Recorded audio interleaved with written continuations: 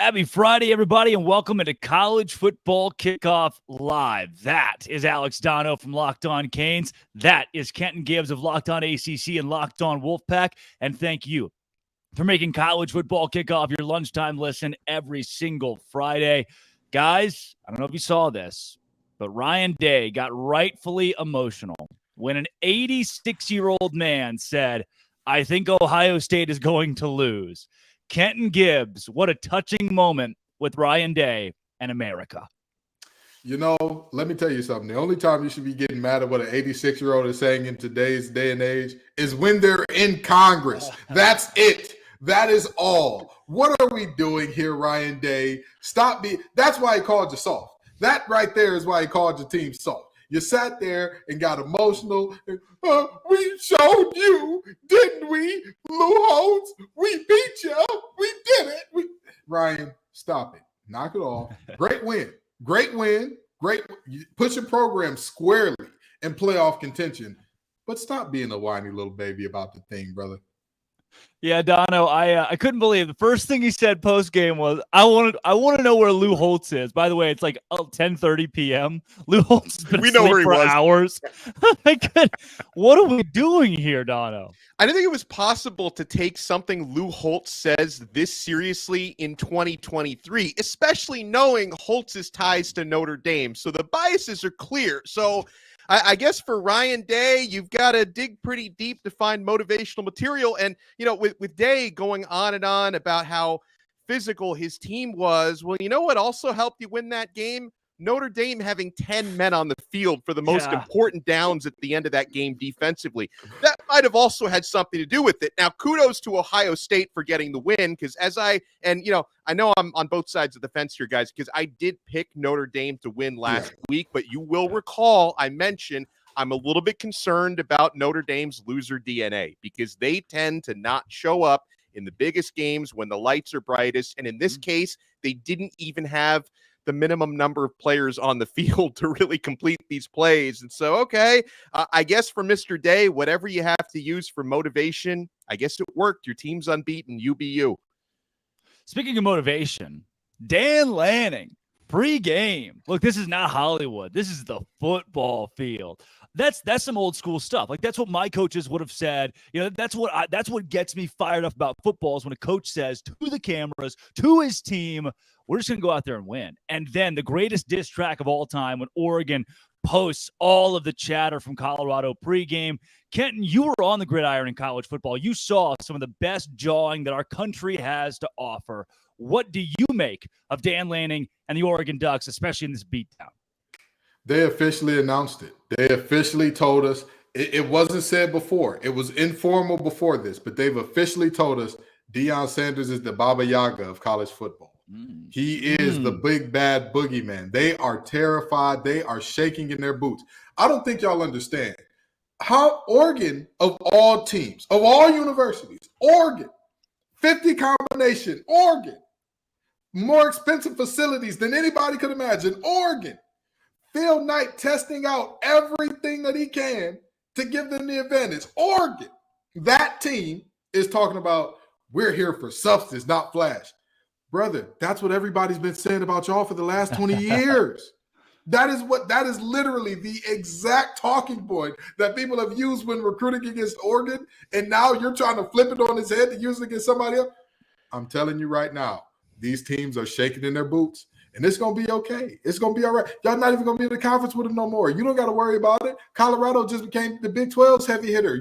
You're good, Dan Lanning. So, good for you. I know you're going to lose a lot of recruiting battles coming up here, but more power to you. You won this game, and you won it going away. Great job. I was wrong. You were right, Dan. You did it for substance, not for the clicks, even though you invited the cameras into the pregame locker room for the first time in quite some time. But look, see, Dono, I am a whatever it takes guy. If this is what it takes to beat the brakes off Colorado, then you go out, you say whatever you want to the 18 to 22-year-old kids. Obviously, it worked.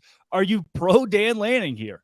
No, I'm pro. I thought that speech was one of the coolest things ever. And I get what Kenton is saying about the facilities and the million jersey combinations, but I disagree with part of that about Oregon being Hollywood, because that football team is built to play physical smash mouth football. And that was the big difference in that football game, because Colorado is built more like a Hollywood attraction. So that speech, listen, it's not surprising that people took it the wrong way and some feathers were ruffled, because it's just society. Like if you sound like you're throwing shade at anybody, people are going to take it the wrong way. But I love that speech. It's listen, Coach Prime is obviously making Colorado better, despite what we saw on the field last week. He's making that program better. He's revolutionizing college football. But that team is more of a reality show than a football team. Like Coach Prime, I see this guy more in commercials than I see him actually on the sidelines coaching. Not to take anything away from his work ethic, I'm just showing you how many commercials this guy's in. So I think that's a powerful motivational tool to say, hey, we're going up against a program that's doing all this for clicks, and we're going up against Hollywood, but this game is played on the grass, not in Hollywood. I think that's just a really good motivational speech. Now, the other thing about our society now, Drake, is not only do people take things the wrong way, but everything a coach says these days is on camera, and it's going to get out in some form, right? So, people have been making speeches like that for 20, 30, 40, 50, 100 years. Now it gets out, and people are going to take it the wrong way. But that was an awesome speech, and Oregon backed it up on the field. Had they lost the game, that would have been pretty darn embarrassing for Mr. Lanning, but they went out there and they smashed. So I love the way that went down. They smashed, man. They smashed. That word means exactly what you think it means. It means exactly what you think. Oh, dude, talk about guys who aren't smashing, especially before marriage. Dabo Swinney had another rough week this week. I mean, at this point, you can't be Fire Dabo, right? We aren't threat level midnight yet, but we continue to have this conversation grows and grows. Kenton, you're locked on ACC. This thing doesn't look good. Mr. Garrett Riley, come on in the room. Brother, you're on fraud watch. You're on fraud watch. You may be you're a few seconds away from being called one of the biggest and worst Nepo babies in all of college football, to the level of Ferentz son. I'm telling you that right now. You have that giant behemoth of a back listed at 235, looks like a healthy 245 to 250 in Phil Maffa. You have a human pinball, a guy that you can use in multiple ways, and Will Shipley back there. He just finds he's the new version of CMC, basically. He can do it on the air. He can do it in the ground. However you want it done, he can give it to you. And yet, on 3rd and 1, you put your quarterback in position to throw a screen. You're on fraud watch. Fake Watch Buster is about to pull out the diamond tester, brother, because you're looking bad. You're looking real funny in the light. But not only that, Clemson's defensive front is a very interesting group. They're not looking like the Clemson front of old. You're used to, I've always said this about Clemson. They always have at least 2 guys that are dominant, they have their way up front. And this year, it just hasn't happened. Xavier Thomas has come on and been a revelation. He's looked amazing so far this year.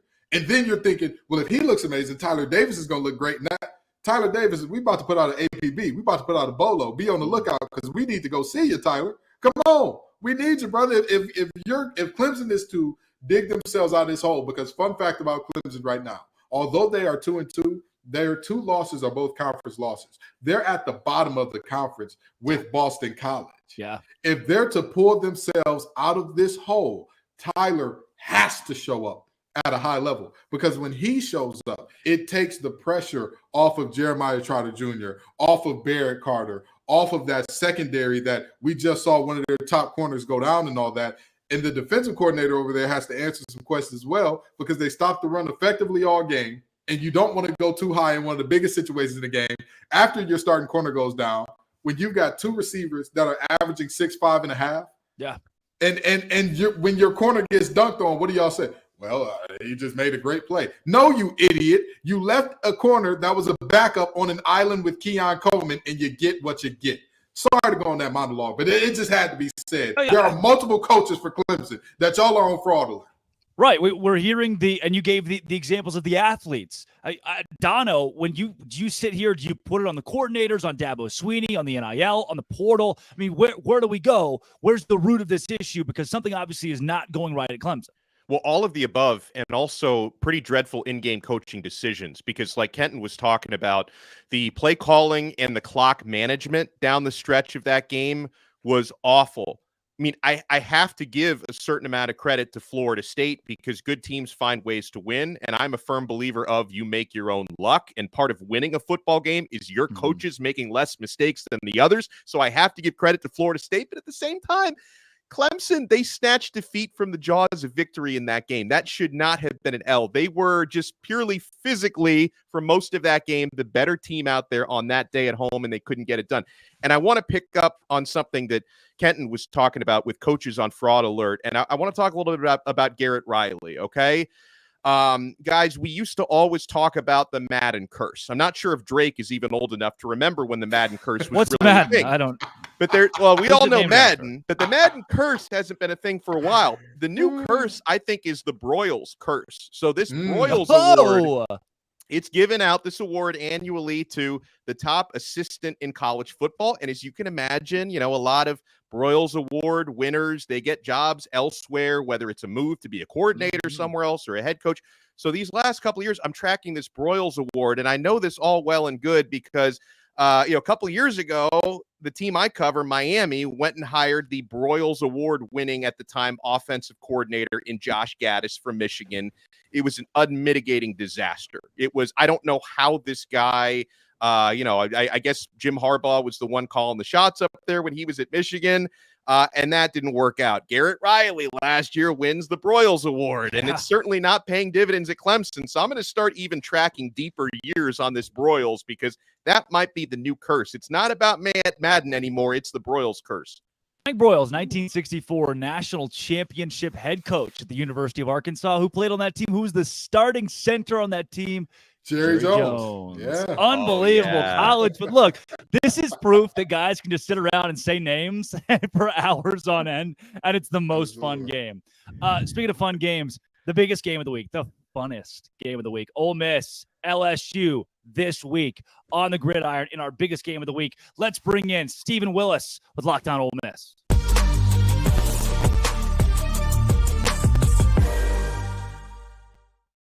Steven, welcome into Locked On College Football Kickoff Live. Coming off the Alabama loss, give me the state of this program going into a 4 p.m. gross, like nap time kickoff in the biggest game of the week against LSU. Listen, we went into Alabama, and everybody talked about how Ole Miss had a real chance to win this game. And the first half of that game, it played out to where Ole Miss did have a chance in that game. And the defense played fantastic. But this is what we found out Saturday. Nick Saban's in Lane Kiffin's head. And the second quarter of that game was almost coaching malpractice. And as it got on and Alabama was still in the game and Ole Miss was up 7-6 at halftime, and you're like, well, we kind of know where this could go. And then sure thing, they kick a field goal. They make a big play where Jalen Milroe gets absolutely drilled and complete a touchdown pass. And it turns into like He-Man, by the power of Grayskull, that type of thing. And Alabama is Alabama, and they're the team that we all expected they could be, at least for a quarter and a half. This is an Alabama team that could probably lose 2 games this year. But in that quarter and a half, there was a jolt of energy, and you saw those 4- and 5-star players play like 4- and 5-star players. Now, I say all that to say this. Lane Kiffin wrote a lot of checks last week. He got the fan base all juiced up, and after that game, he took a rightful amount of criticism and from within the fan base. And it took a couple of days for Ole Miss fans to get over it, to move on. Ole Miss has LSU Saturday afternoon, the Magnolia Bowl, which, by the way, this game being played in September is absolutely ridiculous. This game belongs at Halloween. It needs to be at Halloween. But the fan base they're going to try and force themselves to get juiced back up, but they were let down pretty considerably after last weekend. Yeah. So let me ask you this, Stephen. In terms of, we know that the fans are the fans, and when you lose, you're going to be the worst thing in the world, and when you win, you're going to be the best thing in the world and all that. But in terms of the temperature of the locker room and their chances in this game, talk to me about what you're looking at as far as, like, have you heard great things coming out of the locker room in terms of, like, hey, they got their heads up, they know everything's still in front of them, or is it like, there's a leery feeling around this team in general at the moment? I don't know if there's a leery feeling around this team. The coach has the cornerback mentality. Going back and talking about that, Lane Kiffin turns the page. You can't be the internet troll that he is without, leaning on receipts. So I think the team is going to bounce back. Usually when the offense is clunky, like last year against LSU, the offense didn't look particularly good. Against the next Texas A&M the next week, Quinshon Judkins ran for over 200 yards. So I think they will be fine this early in the season. The Alabama game obviously is the most important game on the schedule for Lane Kiffin. He acts like it. He just acts differently. He calls the game differently. I don't know if the team is going to read too much into that. But we'll see. This LSU game is probably the difference between Ole Miss planning to go to as high as an NY6 type bowl and Ole Miss going to the Music City Bowl. That is probably what this LSU game means. Well, and on this matchup, Stephen, obviously it's a really important game, and LSU are slight favorites on the road here. What do you see as being the biggest challenges going up against the Tigers? What concerns you most? I think it's their front seven, because whenever you get told over and over again that you're an offensive genius, which people have done with Lane Kiffin for the last couple of years, you start to believe it. And Ole Miss has been sticking with running the second and third level RPOs. They're kind of slow developing plays. And that works fine against Mercer and Tulane and Georgia Tech. But whenever you play against Alabama, when you play against LSU, when you play against Georgia, that 3 seconds to make that play develop is all of a sudden going to be 2 seconds. And that's going to cause mistakes to happen. And I think that's one of the reasons why the major ranked win for Lane Kiffin hasn't come in a couple of years for Ole Miss.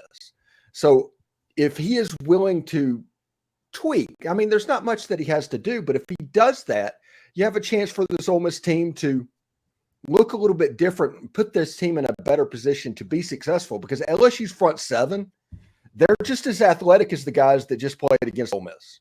You have to earn the right to throw against that secondary, because that secondary is not particularly good. That's transfers from like Nicholls State and Southeast Louisiana.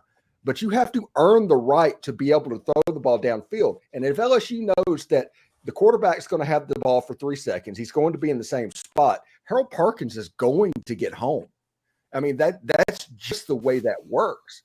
But if you have variance in the tempo of when you release the ball, moving the pocket, running different stuff, zone schemes, gap schemes, run draws, run screens. If the defense doesn't know what you're going to do, this Ole Miss offense has a chance to be really, really explosive. But if they get predictable, LSU's going to eat them up. Hey, Steven, I know looks can be deceiving, but honoring the 2003 team is a weird look. Why is this the thing that's happening this weekend? Okay. Ole Miss was talking whenever they refer to this team as a Western Division champion. They got a trophy. I get that. And all of that. That's a horrible look, especially against the team that won the game. Yes. But that 2003 team was probably the best football team that has played at Ole Miss in the last 50 years. They deserve to be honored. It's 20 years later. Just don't talk about the SEC West Coast Championship. Talk about the fact that they went 7-1 in the league. You win 7 SEC games at Ole Miss, that's worth having a parade over. Maybe concentrate on that instead of this silliness about the Coast Division Championship. Boy, I was there. You know, I've seen the trophy. I know that it happens. I've looked at the record book. Ole Miss is on their record book.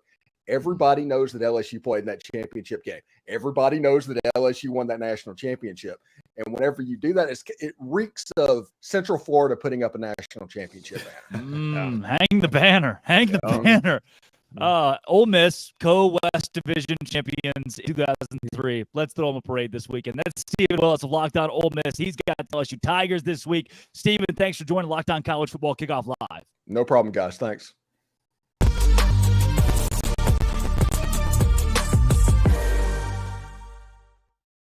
We got plenty coming up here on Locked On College Football Kickoff Live, from interviews to Conference Confidential, the best bits in college football this week. Coming up soon, we also take you to Locked On Ducks, Spencer McLaughlin, talk playoffs with him. But first, Dono. You don't have to choose between better hair growth and your health.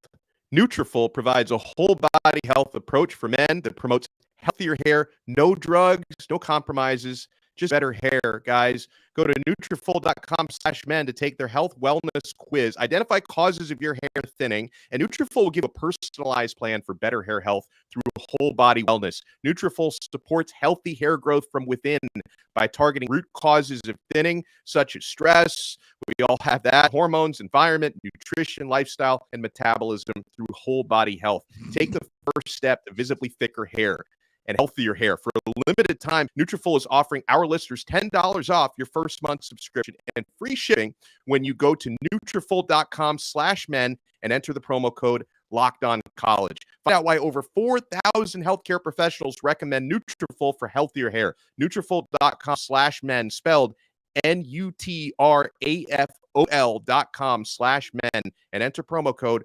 LOCKEDONCollege. That's Nutriful.com/men, promo code Locked On College. All right, guys, let's take you to Spencer McLaughlin of Locked On Ducks as we talk playoff hopefuls.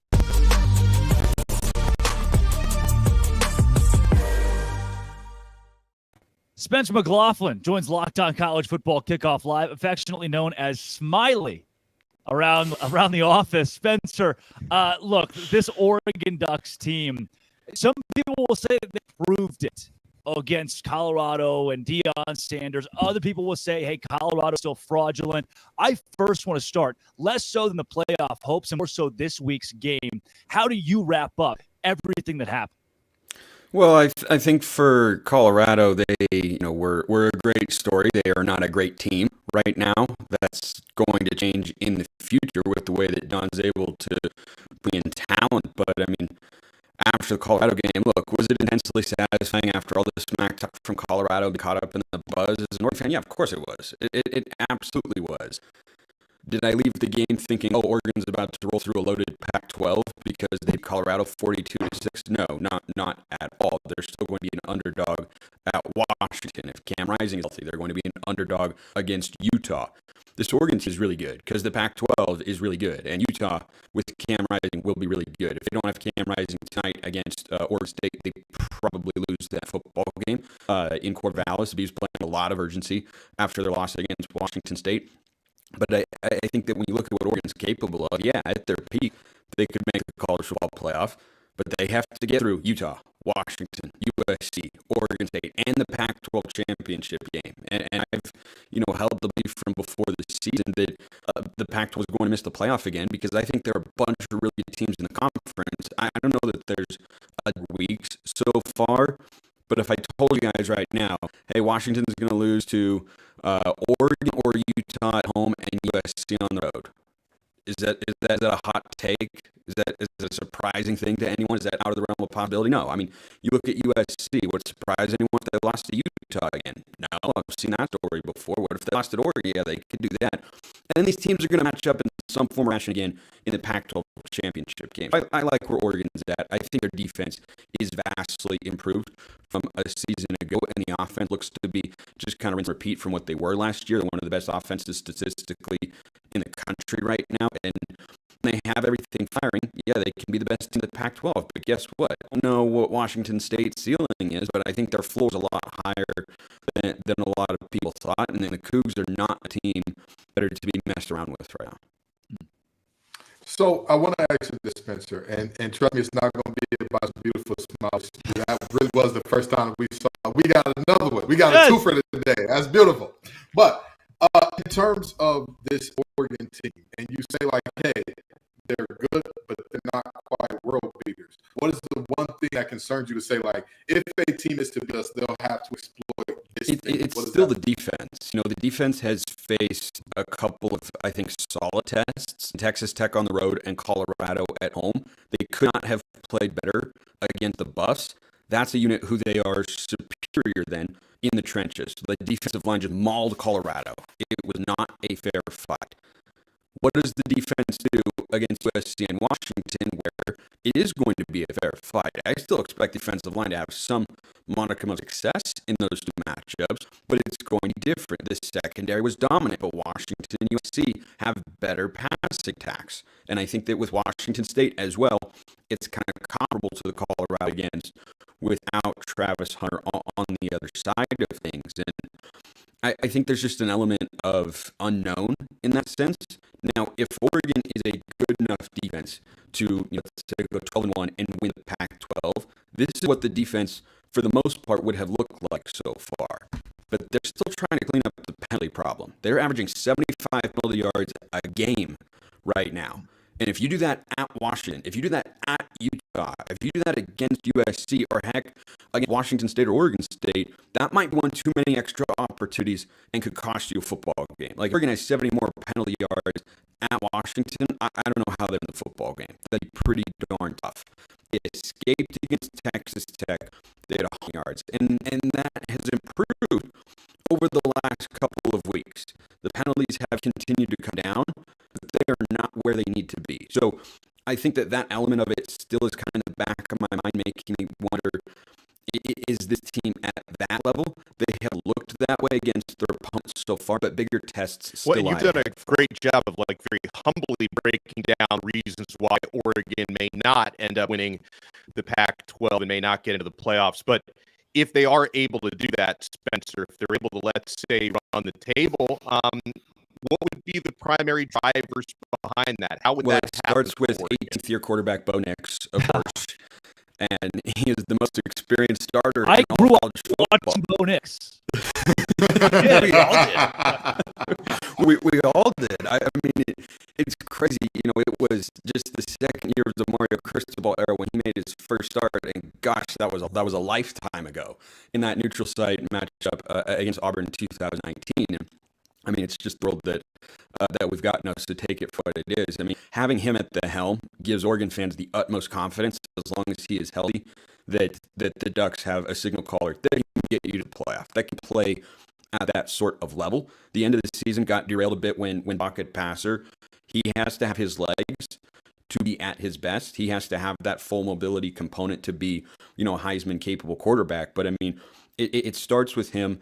The offensive line's replacing a lot of pieces. So far, I think they've mostly passed the test. I want to see how they're able to run the football against a good front four in Washington, up in Seattle. But, after not running the ball well against Texas Tech on the road, they've run it exceptionally well each of the last couple of weeks, albeit against some weaker opponents there. But the offensive line's holding up in pass protection. Bo Nix looks really good. His weapons are deep. I mean, every position, I think you've got at least one NFL player. I think Terrence Ferguson, the tight end, is an NFL guy. Troy Franklin, of course, probably one of the top 5 receivers taken in the 2024 class.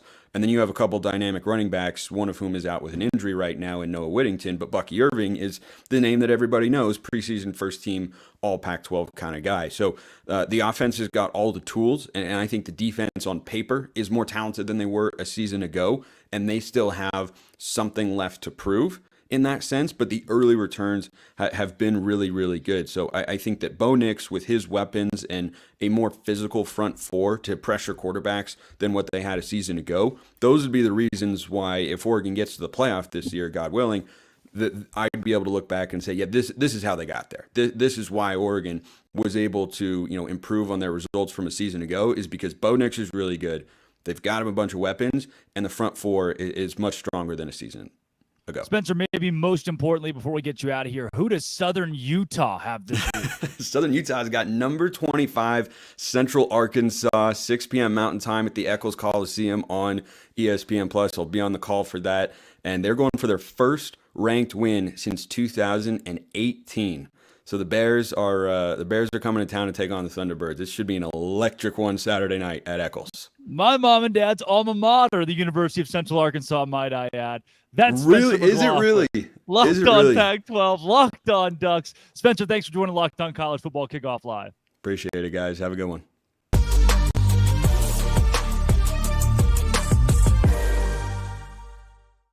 So the whole buy or sell thing on Oregon, what I struggle with here is you've got a Utah team that got to face here in a couple of weeks who just held UCLA and Chip Kelly to 7 points, and they were late fourth quarter 7 points. This is a defense in Utah that will dominate the Pac-12. They won the league 2 years in a row. They get Oregon at home. This conference runs through Salt Lake City. Dono, I don't see Oregon being a college football playoff team because I don't see Oregon winning the Pac-12. Well, right. And the second half of that Utah conversation is they've already been dominating with their defense. And at some point, whether it's tonight or in the near future, their star quarterback, Cam Rising, is going to be back, which should elevate their offense because obviously, the offense was underwhelming against UCLA, but they didn't have to be any better than that because they had a pick 6 in the game and the defense was completely dominant. So I would figure when it comes to trending higher and higher, Utah would be the team to do that. Not only, as Spencer kind of touched on, Utah has had Oregon's number in recent years. So none of that bodes well for the Oregon Ducks in comparison, but I do still see Oregon as a really, really, really, really good team. And I don't think that what they did against Colorado last week was strictly about Colorado being frauds or whatever else. I think we're going to see Colorado have a lot better offensive games in the near future. But to your point, I think Utah is the team to beat. Yeah, Kenton, do you change your mind about Oregon at all after the Colorado game? No. Let me quote NBA Youngboy's song, Fresh Prince of Utah. It's going to be a parade in Salt Lake City, yeah, because that team is that Utah team is something special. And I don't know why. I don't know what it is about Utah that makes everybody look away in horror like, it's ugly football. They can't be winners. They can't be good in the Pac-12. They're back-to-back conference champs, returning a ton of talent. And we're all just like, yeah, somebody's going to unseat them. We thought that they weren't going to win it the first year. And then we said, oh, well, Utah can't go back-to-back. Oh, well, they're bringing back their quarterback after going back-to-back. They're bringing back most of their talent after going back-to-back. But we still believe. We're still looking and searching. We're like Scully and Mulder and X-Files. I want to believe in somebody else, but we just can't do it. You can't do it. I'm sorry. With all due respect, Bo Nix has been playing quarterback in college football since the beginning of time. More power to him. I'm sure he was playing back there when the helmets were soft and all that. Good for him. But the reality is simple. No amount of Bo Nix, no amount of saying we don't do it for the clicks, no amount of Alton Stadium getting loud, rowdy, screaming, yelling, busting eardrums is going to make that team better than Utah. I'm sorry. Well, and let me add something else in, because I'm sure there's probably people watching this and listening to this like, well, how come they're not bringing up USC? I mean, they've got the reigning Heisman Trophy winner and Lincoln Riley. Like, to me, I don't quite put USC in that conversation either, because I don't think they have the defense that they're going to need to have to win the Pac-12. So I'm not ignoring them. I'm not sleeping on them, but I don't think they're above Utah in the pecking order either, as we saw in last year's proceedings. No, I would say if this was like if this was a scenario in sports that we compare it to, I think that without realizing it, Utah is Larry Bird walking into the 3-point shooting contest saying, all right, boys, who's competing for second? Because I think that's what's honestly happening. They're the most complete team in the conference. They're the team with the least holes that you look at and say, man, they got to get that cleaned up by a mile in terms of that conference. So to me, it's, hey, again, the schools who talk about we do this for substance may not have the substance to beat the actual substance team in the Pac-12, which is Utah. Yeah. And if you're a fan of any of a Washington State or Oregon State, a dark horse, sure, right? There are teams that could sneak up and win this league. Oregon could, but it's Utah's Pac-12 until somebody else proves otherwise. This is eBay Motors Locked On College Football Kickoff Live until somebody else proves otherwise, Dono. And I don't think anyone will, because, folks, passion, drive, and patience, what brings home the winning trophy is also what keeps your ride or die alive.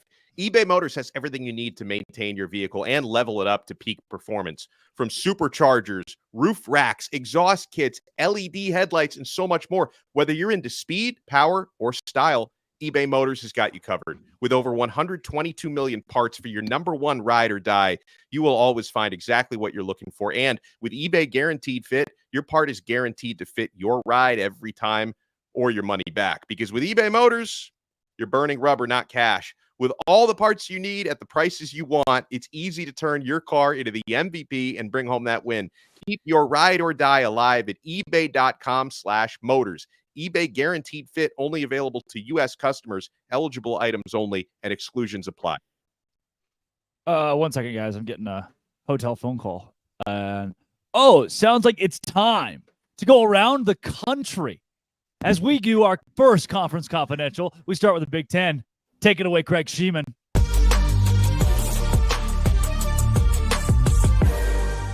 everybody's still talking about Ohio State's impressive road win last weekend in South Bend, Indiana against number 9 Notre Dame, and good scheduling by the Buckeyes. They get the week off. Congratulations. The Michigan Wolverines hit the road for the first time this season. They play at Nebraska. Keep an eye on the Huskers quarterback situation when Jeff Sims comes back from that high ankle sprain, because Heinrich Harburg is 2-0 in his place. He's done a pretty nice job.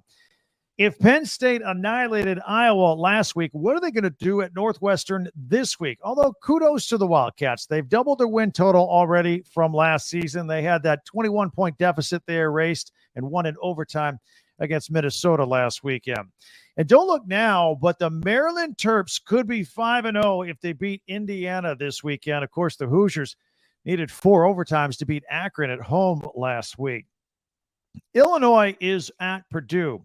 First-year Boilermaker head coach Ryan Walters was the defensive coordinator at Illinois last year. He wants to win this one. By the way, the Boilermakers have yet to win a game at home this season. Michigan State travels to Kinnick Stadium to take on Iowa. The Spartans and the Hawkeyes are both struggling right now with their identities, although the Hawkeyes somehow are 3-1 at this point. 2 non-conference games, Wagner at Rutgers and Louisiana at Minnesota, round out the schedule around the conference this week. Enjoy the games. I'm Craig Sheeman for Locked On Big Ten. 5 games on the slate in Week 5 for the Pac-12, and the best one comes on Friday night in Corvallis. Spencer McLaughlin here for Locked On Pac-12. Oregon State goes back home, which is where they need to be right now after the loss they took in Pullman on Saturday, in which their defense allowed Cam Ward to go for over 400 yards. He threw 6 incompletions, accounted for 5 total touchdowns. It was not an inspiring effort from Oregon State's defense, which has been a staple of that team the last couple of years. They might be taking on Utah backup quarterback Nate Johnson again on Friday night for the Utes. Offensively, we might see him on the field, and that's an opportunity for the Oregon State defense to rebound. And it's not overstating things to say Oregon State's goals are within reach, but on the line this Friday against Utah. If they want to reach the Pac-12 championship game for the first time in program history, they have to win this football game. No ifs, ands, or buts about it. Asking a team to go 7-0 just to have a chance to get into the conference title game is not reasonable with the way the Pac-12 has looked as the best conference and the deepest conference in America right now. Colorado goes to USC this week. USC is going to win that game pretty comfortably, I imagine. The question is, what does Colorado look like coming back home off of the blowout loss last week against Oregon? But Utah and Oregon State, that's the headline game on Friday night. No Cam Rising once again. DJ Uiagalelei completed just 50% of his passes against Washington State on the road. Can he be better against the Utes defense, which has looked like the best in the conference through 4 weeks so far? The Utes are 4-0, and they played their closest game of the year last week at home against UCLA, but they have to do it on the road against an Oregon State team that is 13-1 at Reser Stadium over the last couple of seasons. Those are the headline games. Don't sleep on Arizona and Washington. The Huskies have been blowing everybody out all the time. Are they going to do it again? They're 18-point favorites on the road in Tucson against a sneaky and quiet 3-1 Arizona football team right now. That's it for Week 5. Tune into Locked On Pac-12 on YouTube or wherever you listen to your podcasts. Dave Schultz with your Week 5 Sun Belt preview. Bunch of good ball games, including the Raging Cajuns going to Minnesota, and this will be all about the rushing attack. Minnesota's going to rush for 191 yards a ball game. Can the Cajuns slow down that big offensive line? Cajuns are rushing for a bunch of yards. Can they run it against Minnesota's big defensive line? Deion Sanders getting his first start as quarterback on the road for the Cajuns. You also have Georgia State, undefeated Panthers hosting Troy. Georgia State looking to go 5-0 for the first time in program history. Troy coming off a big win against Western Kentucky as they evened up their record at 2-2. Georgia Southern hosting Coastal Carolina. Is this the last stand for the Chanticleers as they would fall to 2-3 with a loss to Georgia Southern, who's also coming off a nice bounce-back win. Davis Brin, 4 touchdown passes at Ball State. But the big ball game in the conference is South Alabama off to JMU. South Alabama predicted to finish second in the West, JMU first in the East, and JMU with 3 very close victories. They're 4-0. They've kind of looked the part where South Alabama just hasn't. Outside of their victory against Oklahoma State, they have just not played very well, and it's going to be South Alabama's running game, 180 yards per ball game against JMU's rush defense, giving up 42 yards per ball game. They are susceptible to the pass, but that's only because nobody's been able to run against them. JMU was a 5.5-point favorite. It's down to 3. I think JMU wins this ball game because South Alabama just hasn't shown they can play consistent football this season. Please tune in to Locked On Sunbelt for your Week 5 Sunbelt recap. Enjoy the football, everybody. That was Conference Confidential back here on College Football Kickoff Live. Guys, let's talk some booms and some busts. What we learned based on last weekend's games.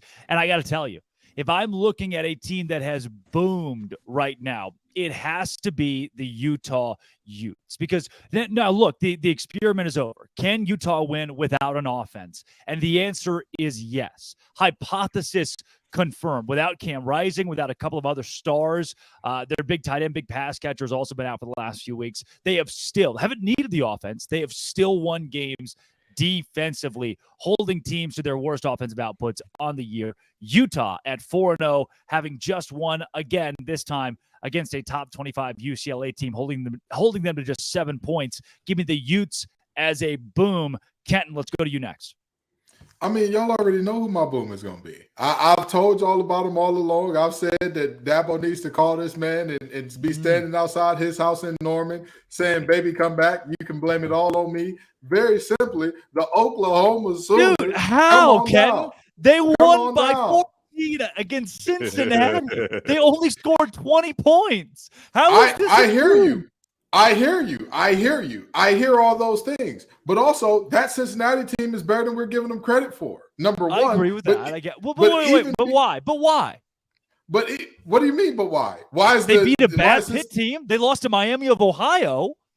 So here's why I say that Cincinnati team is better than they're getting their credit for. Number one, we're looking at year one under Satterfield. Number two, we all know if there's anything to know about Satterfield's teams, there will be inconsistency. They will not play at their highest level every week. That is a guarantee if Scott Satterfield is your head coach. They will reach the highest of highs, and then next week have you out there like, is this a JV team? Did we not?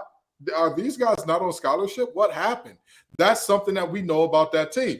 But the fact of the matter is, handling business in games where you should handle business is something that I value a lot. I don't care what anybody says. I don't care how anybody cuts it and slices it. That is why I don't do rankings up until week 4, because for me personally, it's meaningful to me if a team is handling business and not playing around with their food because somebody else is going to eat it in these early weeks. And to me, Oklahoma has done that again and again and again, including a game where many people, not going to say any names or point to any beautiful heads of hair on this show, me and Dono are bald, so I don't know whose head of hair we're talking about, predicted them to be upset. Oklahoma, Boomer Sooner, that's my boom, baby. Kenton, booming with OU and Brent Venables, the skeleton man. Alex Dono, who's your boom this week? I was tempted to go with Oregon, but at a certain point, I would just be piling on Colorado. So I'm going to give my boom to a team that maybe not so quietly anymore has just been dominating the season so far, 4-0, number 7 in the country, and that's the Penn State Nittany Lions. Now, this wasn't a game that they were supposed to lose, but still, they shut out a quote-unquote ranked opponent last week. They shut out 24th ranked Iowa 31-0. You start to hear now talks about their defensive coordinator, Manny Diaz. Is he becoming, a head coach candidate in the upcoming cycle?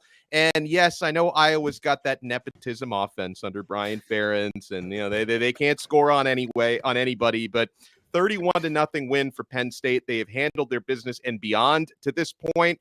That team is absolutely booming, and I'm curious to see if they can, keep themselves in that conversation come college football playoff time, because obviously they've got tough opponents in a tough conference they need to win first. We've talked about how Oregon, that was a smash. Colorado, bust. Let's go to the bust conversation. Kenton Gibbs. First of all, let's start here. Drake Toll's wordplay, right? The Drake Toll's innuendos. Always a boom. Always a boom. I don't care what anybody says. They are a boom from now until the end of time. But in terms of teams that I'm looking at, and I'm saying, hey, this is bad. This is really, really bad.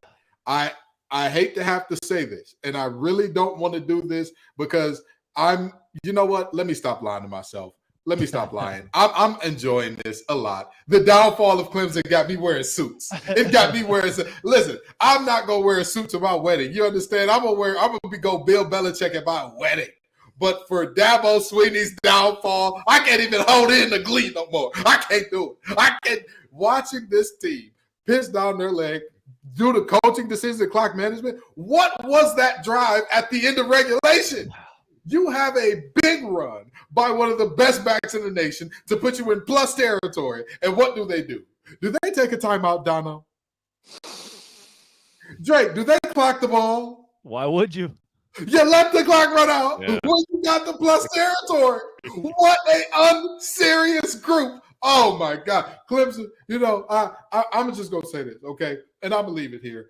Dabo, I really and truly hope that you embrace the portal and you embrace all the new things and all that. But I'm telling you, it's going to be an enjoyable ride watching y'all be this bad this year. Oh, it makes my heart smile. It makes me smile with my heart. It makes me drop the Spencer McLaughlin smile on them because I got to get one out today. Dono, who's a bust? I'm going co-bus. Clemson is one of mine. There's nothing I can possibly add to what Kenton just said, but I got to go with Notre Dame at the other. I mean, you talk about snatching defeat from the jaws of victory.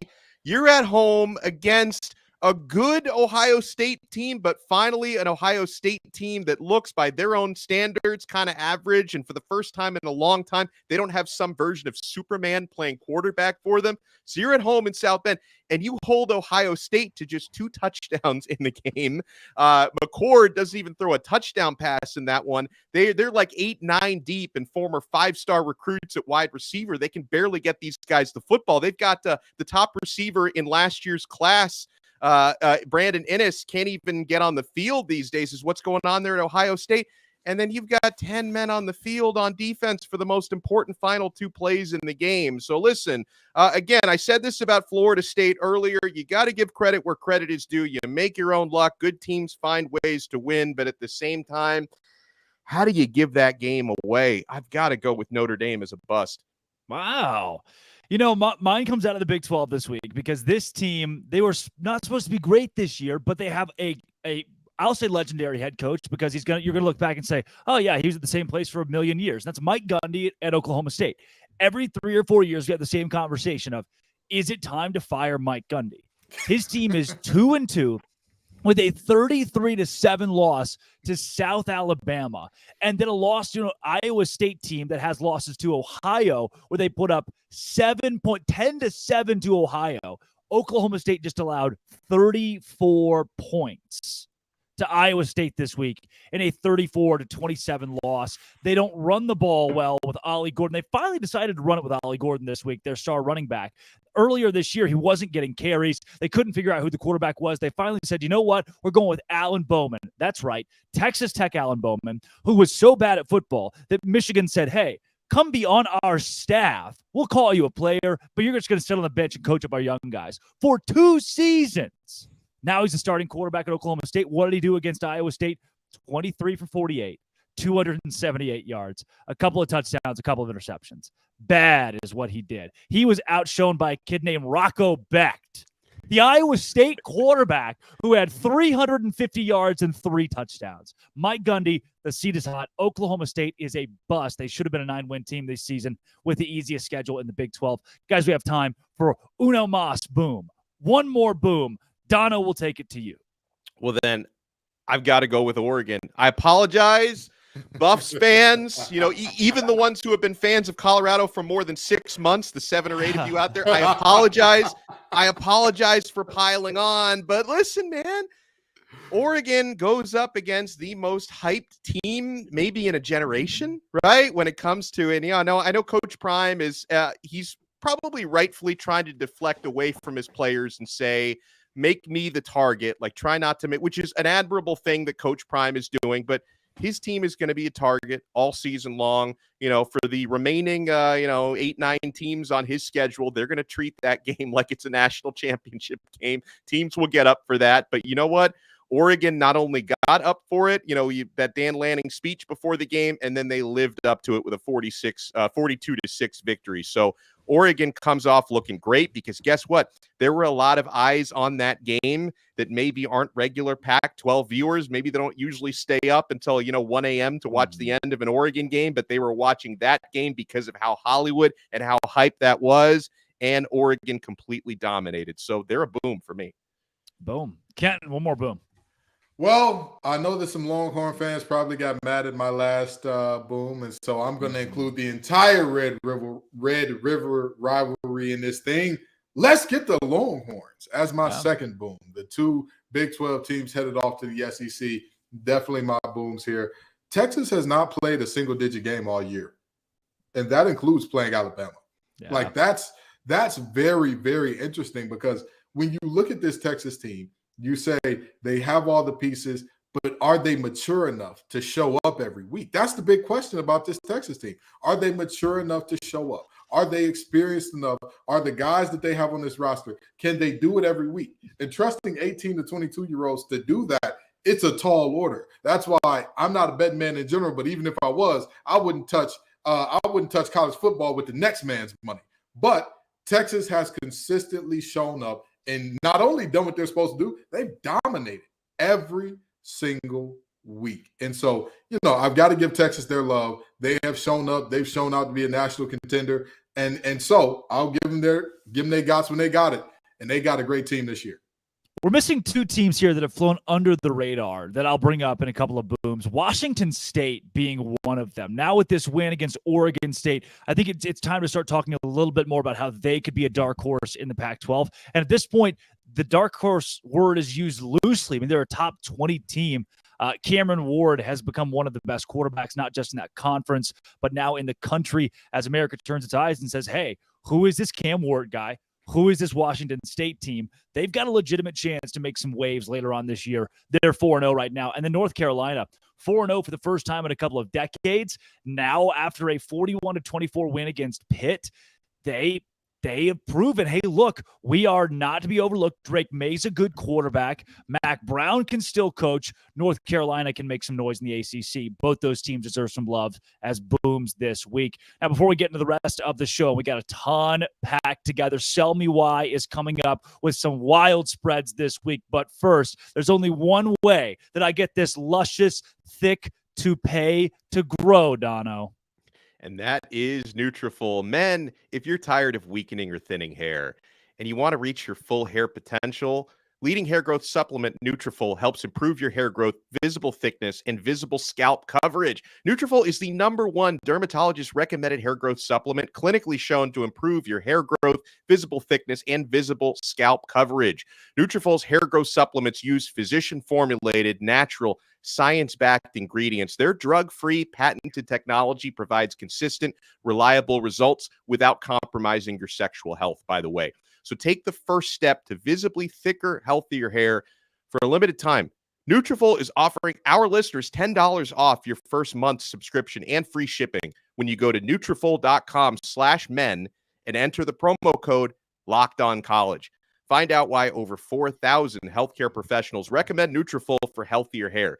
Nutriful.com/men. That's spelled Nutrafol.com/men and enter promo code LOCKEDONCollege. That's Nutrafol.com/men. Promo code LOCKEDONCollege. You're just scrolling along on the YouTube. You see your favorite team. You see Locked On Gators is live. You click on it, and there are 3 random guys talking about college football. Well, we're not so random. That right there is Kenton Gibbs of Locked On ACC, Locked On Wolfpack. That's Alex Dono of Locked On Canes. Drake Toll here from Locked On Big 12, and this is College Football Kickoff Live. From 11 a.m. to 1 p.m., every single Friday, we are your live lunchtime listen, breaking down all the biggest stories in college football and giving you the best bets for this week in the sport. Speaking of, it is time for Sell Me Why. The Colorado Buffaloes are 3-touchdown underdogs for the second week in a row. This time, it's Lincoln Riley and the bad USC Trojan defense. Kevin Borba Locked On Buffs will sell us why Colorado will cover 21.5 this week. Sell me why. My name's Kevin Borba. I'm going to tell you exactly why the Colorado Buffaloes are going to bounce back and cover against the USC Trojans this weekend at 21.5. The thing is, the Oregon defense was absolutely nails, and we learned that Oregon's defense is a legitimate top 15 defense in the country. When it comes to USC, their defense ranks number 70 in total defense, and they do not have what it takes to slow down an offense like Colorado's. And you may say, oh, USC's blown out everybody they face. Well, kind of true. They've beaten up on Mountain West teams and Pac-12 bottom feeders. In their most recent matchup against Arizona State gave the blueprint on what it takes to not only come close to beating USC, but to move the ball whenever you darn well please. And Colorado's a much better offense than Arizona State, so they should have no issues passing it all over the yard, establishing the run, and just scoring points on this USC defense that continues to plague a program that many people think should be contending for a playoff, but is going to come up short because their defense cannot hold up against offenses like Colorado. So for that reason, Colorado's going to cover.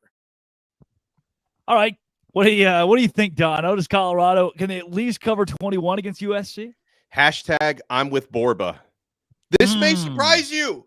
Okay, because I know I actually did predict Oregon to cover that gigantic spread against Colorado last week, and they did. This is a different ball game, guys. Last week they were in the Lions' Den at Oregon. This time you're at home in Colorado, the friendly confines and friendly sidelines, and I couldn't have said it better than Borba when talking about USC's defense. They can't stop a nosebleed. How are they going to stop Shedeur? A 70th ranked defense in the country. This is going to be a high-scoring football game. Now, I'm not, completely on the Buffs bandwagon to the point where I'm picking them to win the game outright. I'm not. I think USC is overall the better team, and they should be able to win this one. But they're not going to win it by 3 touchdowns. This is going to be a high-scoring game, and I think it's going to be one of those situations, Drake, where I don't know if moral victories exist for a team that got this much preseason hype, but I think this is going to be the type of game where Colorado is going to be competitive enough where people are going to come out of this one saying, you know what? Okay, the Buffs, not as bad as I thought they were against Oregon. This is a team to respect again. Yeah, Ken, to me, you lose your best player in Colorado for at least a couple of weeks, but he was the X factor on defense more so than offense. And against this USC defense, I don't see why Colorado can't put up enough points to at least keep this game within 3 touchdowns. So here's the thing. I said that Colorado's ceiling was about 6 wins. I'm still holding firm to that. However, covering 3 touchdowns and winning outright are 2 entirely different things. Yeah. I for sure have Colorado covering. And this is the reason why, if nothing else. The reality of this is all of the talk, all of the casuals, all of the people who, Deion's going to win it all. They're going to win it all this year. Those folks don't matter, but they felt like they mattered up until last game.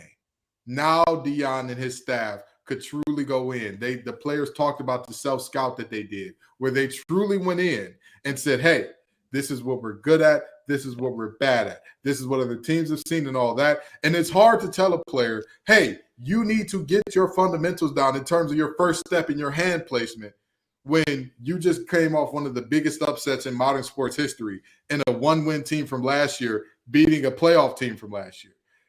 It's tough to tell a kid to get that together. When it's easy to tell a kid your first step has to get better? When you just got your dome split in front of national TV. When another coach has talked all this high cash stuff about your team. I got to make sure we keep our clean rating here. I almost lost it. But when another coach has talked cash money about you and they backed it up, that's when you can tell a guy, you have to do the little things right. I think that Colorado will do the little things right enough to keep this game within 21. I don't think they have the horses in the stable to win, but they got enough to keep within 3 touchdowns. Well, one game that is way less than 3 touchdowns. This one's a nail biter. Florida favored by 1.5. Billy Napier, still the head coach. They are favorites heading into Lexington, Kentucky to take on the 4-0 undefeated Kentucky Wildcats. Here's Brandon Olson of Locked On Gators to sell us why the Gators will cover 1.5. There have been just 2 games since the Florida Gators hired Billy Napier to be their head coach in which they went in as underdogs and did not cover the spread. First one was in the Las Vegas Bowl against Oregon State last year, where Florida had a backup quarterback and many backups throughout. And the second one was week 1 of this year against the Utah Utes, where Florida did not show up to play. And granted, there was a lot of doubt coming from that. And then Florida, since then, has shown up when they've needed to show up. They manhandled Tennessee. There's a Florida Gators offense that the run game has been found since that Utah game, and a Kentucky defense that has 41 missed tackles so far on the season, whilst playing teams like Ball State and Akron. So Trevor Etienne and Montrell Johnson should have a lot of fun in this one. And for Florida's passing attack, you keep the ball short and you pick up yards after the catch. That's what you've been built to do, and that's what you've done. So Kentucky's defense, if they don't clean up significantly, they're going to run into some issues, and Kentucky's defense has been forcing takeaways. Florida has 1 interception on the year. That's it. And it was a ball that hit the receiver in the chest and popped up. So this is a Florida team that doesn't turn the ball over, and a Kentucky team that has needed those turnovers to walk away with victories here. It's a Mickey Mouse 4-0 Kentucky team, and the spread opened at 3.5 has been shrinking ever since. Florida might be favored by the time that we get to this game and kickoff at noon Eastern on Saturday. So I'm taking Florida, cover the spread without a doubt. Wow. An undefeated Kentucky team against a Florida team that we've thought would fire its head coach. Kentucky just 1.5 point dogs, it seems, here now since that video is even recorded. So what do we do with this, Dono? I think I like Kentucky here, but maybe Brandon sold me.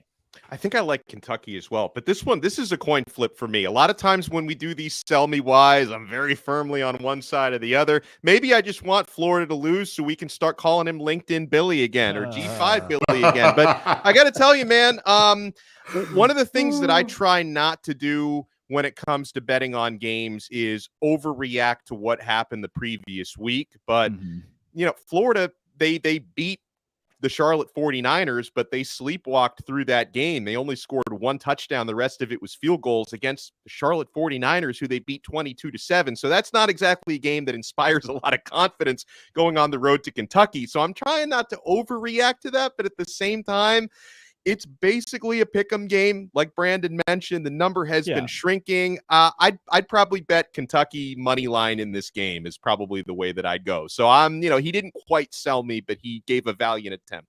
Brandon, who is also the producer of Locked On College Football Kickoff Live, and can mute any of our mics at any second. Kenton Gibbs, be careful. Kentucky or Florida? Drake, I want to ask you a question, okay? I want to make sure that there's more than just a beautiful head of hair there, that you're more than just the sex appeal of this show. Now tell me this, Drake.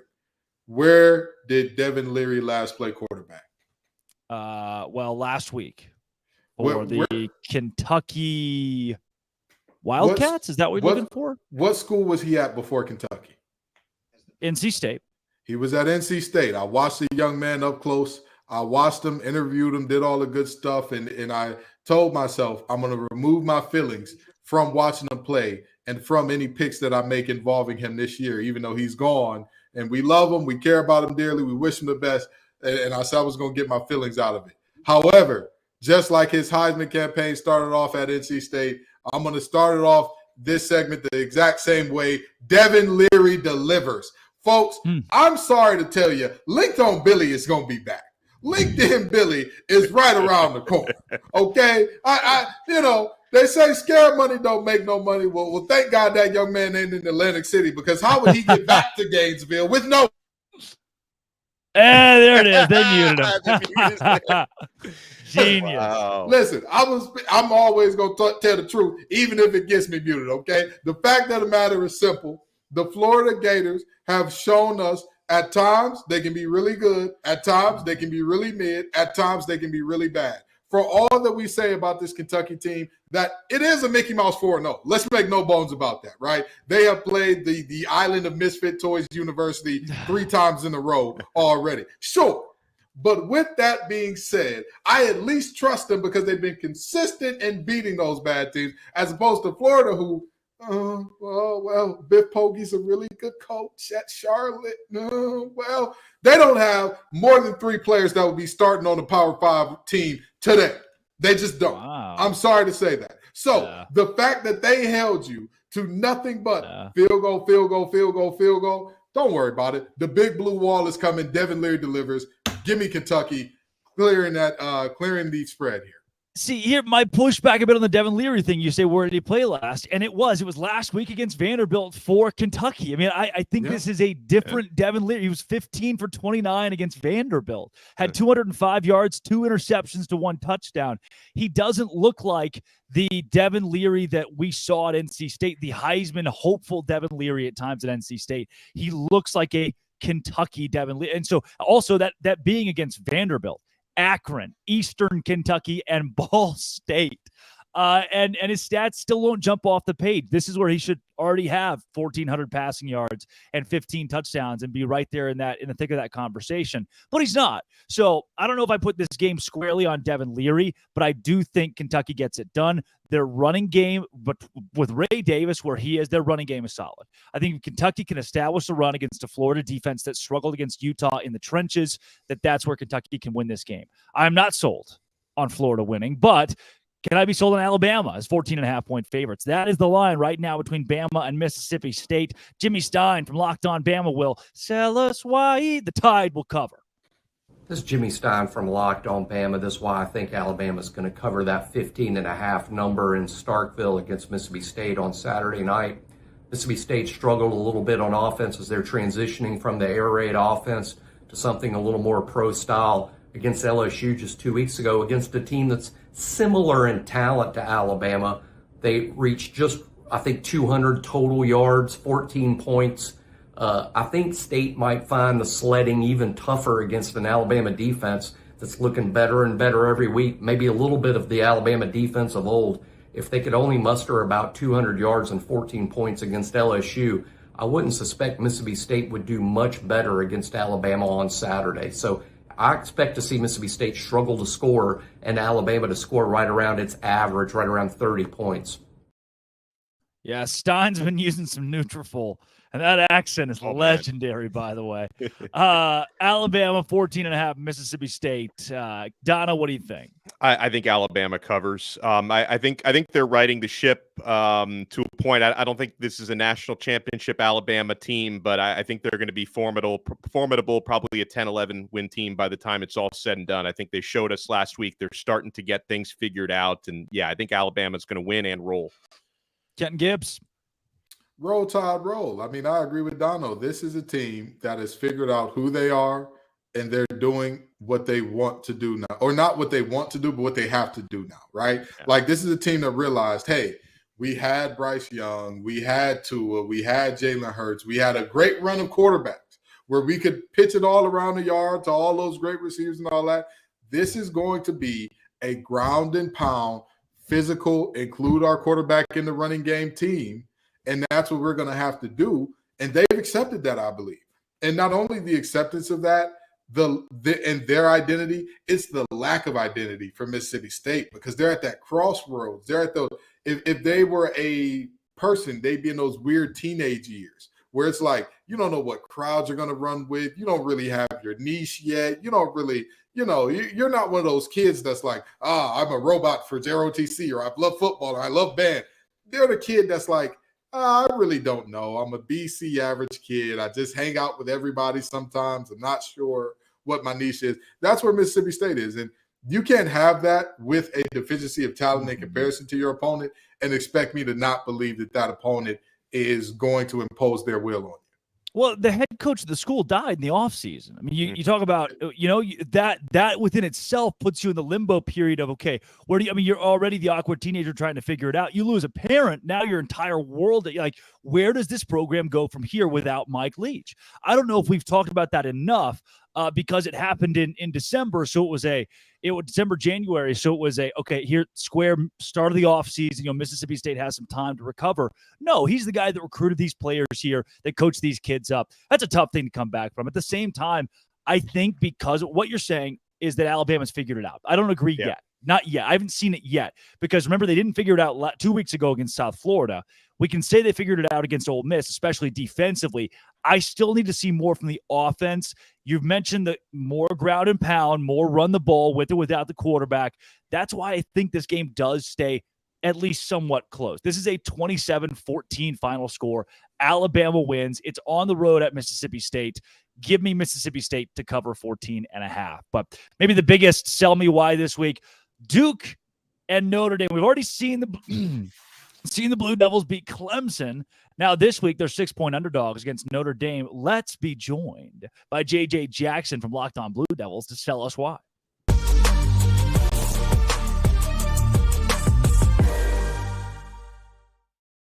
JJ Jackson, Locked On Blue Devils here on Locked On College Football Kickoff Live. JJ, you got a touchdown-ish underdog this week in the Blue Devils. Can you tell us why, please? I'd be more than happy to. Really excited for Duke football to finally be on this stage for the first time since 1994. Duke is hosting a ranked opponent as a ranked football team themselves. I mean, this is just unprecedented territory for this Duke program, celebrating that for the first time ever, Duke is hosting College Game Day on Saturday. And yet Mike Elko is not wanting any congratulations over that. He'd much rather get a congratulations over picking up a win against the Fighting Irish. Duke has won all 4 of their football games this season by at least 21 points, including a primetime Labor Day night win over Clemson. They've been on this stage before. The defense has delivered, giving up 7 points in 3 of the 4 games so far this season. And they've got one of the top names at quarterback that the sport has this season in Riley Leonard. A touchdown underdog, I'm all for it. I think Duke absolutely can once again shock the football world and continue this sort of love affair that we're having with the Duke football program. Yeah, Kenton, you come from Locked On ACC. Are you sold here? Oh, absolutely. And let me tell you why. First time since 94, I'm bald and I wasn't even born yet. Let's take that into consideration for a second.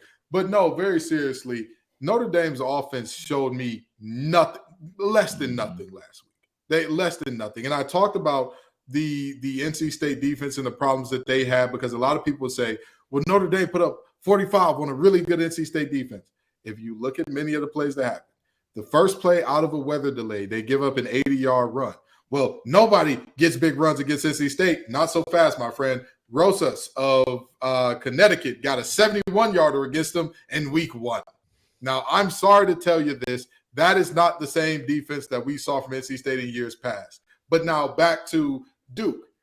This is a fun fact for you, since he dropped the 94 fun fact on us. Does anybody know how many times a offense has driven the length of the field in terms of from their minus territory or further on Duke this season, their first string defense? Anybody guess how many times they scored a touchdown in that? JJ, do you know? It hasn't been that many. I'm Zero. Yeah. Zero. Wow, that's crazy. Wow. Nobody's done That's it crazy. yet. Not a single team. The only touchdowns they've given up have either been by their backups or it's been a team that has started in plus territory for some reason, be it off a muff punt or a great return themselves. This defense is so for real.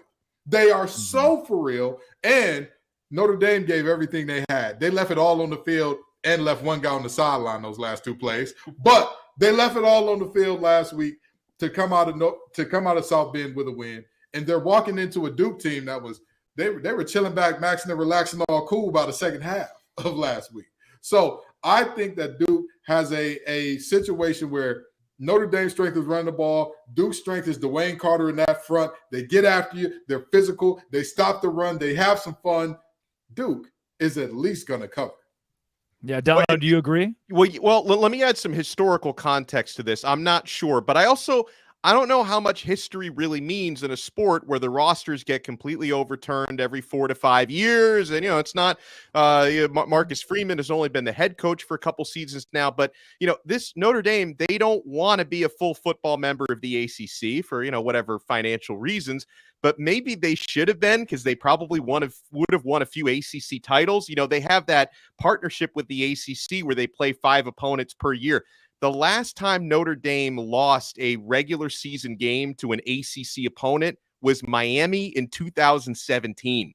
They have run through ACC opponents like a hot knife through butter. I just want to add that context. I don't know if that means anything in this matchup, but I do. The reason why I'm scared to be sold on what JJ is saying is because of Notre Dame's defense. So, JJ, I'd like to ask you, because I am a believer in Riley Leonard. I saw him carve up my Hurricanes last season. I know this guy is the real deal. But how do you see specifically the passing offense for Duke matching up with Notre Dame's passing D? Yeah, I mean, that's kind of been the question through 4 games this season for Duke, which many people wouldn't expect. Like, right, the preseason conversation is we know exactly what we're getting out of Riley Leonard at that quarterback spot. What does the backfield look like? Duke's all-time single-season rusher, Mateo Durant, from a couple of seasons ago, is not in the backfield anymore. It's been more of a by-committee approach, and so others are having to step up out of that backfield. You feel confident about the passing game, and they really haven't had to throw the football just yet. So with that being said, the fact that Leonard is, a Heisman contender going into the season and has so many weapons, whether it be Jordan Moore or Jalen Calhoun, who's made plays, Nicky Dalmala in the vertical game in the tight end room. Like, I think absolutely Duke's passing attack will be more on display than it has been so far this season, because for the most part, it's just been ground and pound because that's all they've had to do. That's wild to say that is all Duke has had to do so far this season, is hand the ball off. And by the way, Riley Leonard can move a little bit himself. He's the second leading rusher on this football team too. JJ, we got a comment in here from a guy named Immaculate, who was on one of the biggest hits in Locked On College football or Locked On College history this week, talking expansion. One of the great experts in college ball says that Duke has to be a top 10 team if they beat Notre Dame this week. Do you agree? Does Duke get into the 9 or 10 spot? Can they jump a few teams? Absolutely. I mean, with the win that they would have against Notre Dame, and considering how well they've played so far this season, I think Duke absolutely deserves to be in that conversation. I think you would then start to talk more about the games that Duke has played previously, that their defense has been so stout. Again, only 35 combined points given up in the 4 games so far, that the offense has taken care of the football, that they've got a win against Clemson. They've now got this win against Notre Dame on their schedule with the full ACC kind of conference play ahead of them. Yeah, hey, here we are thinking about college basketball rankings coming out soon in Durham. Let's talk about this Duke football team with a win, possibly being one of those top 10 teams in the entire country in football. Is it a football school now, JJ? Making plenty of arguments for it to be. That's right. Yeah. That's awesome. That's JJ Jackson of Locked On Blue Devils. JJ, thanks for joining Locked On College Football Kickoff Live. Absolutely, guys. Thanks.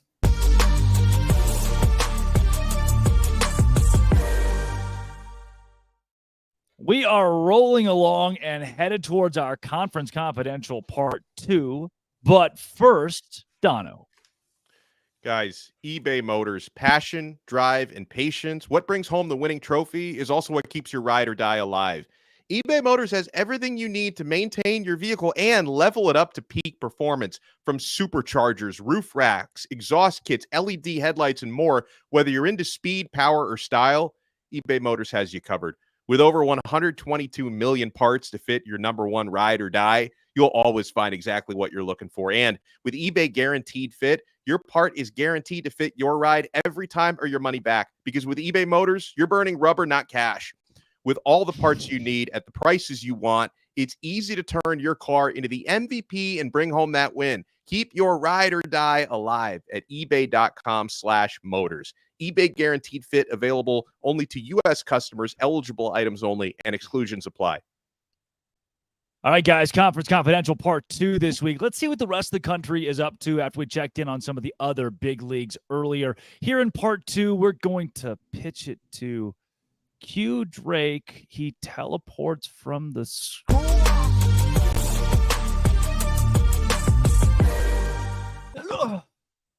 Oh my gosh. I didn't think that would actually work. Wow. Oh, huge week in the Big 12. Obviously, Texas and Kansas, one of our favorite rivalries in college football, is this week. And give me the Jayhawks plus 17 and a half some places. If you don't like the Kansas Jayhawks plus 17 and a half, you hate America. It's horns down this week. Kansas is not going to beat Texas at DKR, but at 2:30 on ABC, they're at least going to play it close. Houston and Texas Tech. Talk about a snoozer. Would rather watch a paint drying competition. Love both these teams with all my heart. Give me a team to win that game. Baylor, UCF. UCF favored by 12. I'll be in the house for this one. The Baylor Bears get smoked, which is just what happens to them. Gus Malzahn rolls over Baylor. Final score, as many points as UCF wants to score against Baylor, who has less. Iowa State, Oklahoma. 20-point line for OU. I'm seeing a lot of metrics here of Iowa State losing this game by 10. 13. Iowa State plus 20, my entire mortgage. Guess what? I don't have one. I'm 22. I still like Iowa State to make this game competitive. Their defense is that good. The offense exists. They have the ball sometimes, but the defense is good. Oklahoma's offense is not great. They showed that against Cincinnati, only scoring 20 points. If Cincinnati can cover 14.5, Iowa State can cover this week. West Virginia, TCU, Nico Marchiol. You don't know who that is, do you? Garrett Green. Probably don't know who that is. CJ Donaldson. Learn the name. West Virginia running back. He rumbles. He stumbles.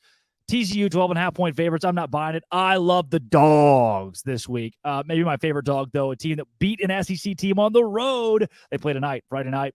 They beat an SEC team on the road in Arkansas. Now they are 2-point dogs at home against Cincinnati. 2-2 Cincinnati with a loss to Miami of Ohio. BYU, money line at home. Give me the Cougs. That's all the stuff from the Big 12 this week. Our SEC Week 5 picks. We got 7 games of the conference. SEC on SEC. First up, I like Kentucky at home against Florida. I think Devin Leary gets it done despite the turnovers. Florida much improved, but the Wildcats better this week. I like Arkansas in a bounce-back game against A&M and Dallas, taking on the backup quarterback of Max Johnson. KJ Jefferson makes the plays. I like Georgia to win on the road at Auburn. Carson Beck's first true road test, but Georgia wins big. I like Mizzou to roll Vandy and improve to a perfect 5-0. I like Tennessee at home against South Carolina, but maybe take the Gamecocks to cover that plus 12 line. I like Bama to roll Mississippi State and Starkville late night Saturday. Jalen Milroe doesn't do much, but the Bama defense gets the job done. And I like LSU to pull out a close one over Ole Miss and Oxford, minus the 2.5 for LSU. But LSU keeps getting it done. They keep on rolling. That's our SEC Week 5 picks.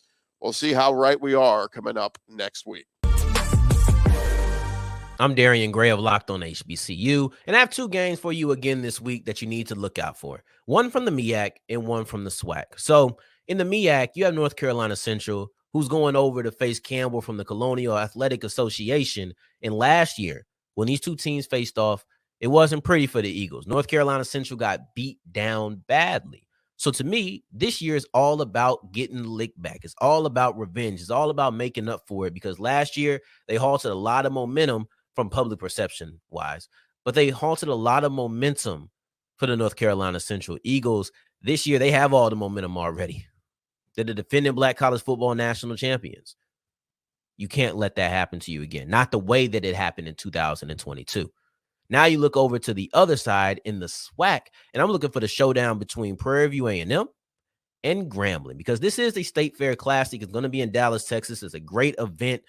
But beyond that, these are the 2 teams in the SWAC West that are trending upward, and now they get to face off against each other. One could even argue that this is SWAC West supremacy on the line. I'm excited to see the quarterbacks of Trayvon Conley and Miles Crawley go against each other. Both teams have really good running back duos. Those 2 are going to go against each other. We'll see if Graham is able to air out a defensive secondary that PV says needs to improve. Meanwhile, PV is a team that you can never count out, and we'll see if Grambling can put them away at any moment if given the chance. This will be a very exciting football game. You have North Carolina Central versus Campbell, and you also have Prairie View A&M versus Grambling. To see the outcome and hear breakdowns of these 2 games, you can check me out on Locked on HBCU every single day, Monday through Friday. And you can also follow me on Twitter at South Exclusives. That was part 2 of Conference Confidentials. We've taken you all around America this week. Guys, we've done it every week to this point. It had plenty of names in there on our LinkedIn. Who needs to improve their LinkedIn, brush up on their LinkedIn, and update that page? That is coming up next. But first, Dono. Well, my friends, did you know 80% of men will experience hair thinning in their lifetime? It's normal, but it doesn't have to be your fate, because you can get ahead of that thinning hair with Nutriful. Nutriful's hair growth supplements use physician-formulated, natural, science-backed ingredients. Their drug-free, patented technology provides consistent, reliable results without compromising your sexual health. Nutriful supports healthy hair growth from within by targeting root causes of thinning, such as stress, hormones, environment, nutrition, lifestyle, and metabolism through whole-body health. Take the first step into visibly thicker, healthier hair. For a limited time, Nutriful is offering our listeners $10 off your first month's subscription and free shipping when you go to Nutriful.com/men and enter the promo code LOCKEDONCollege.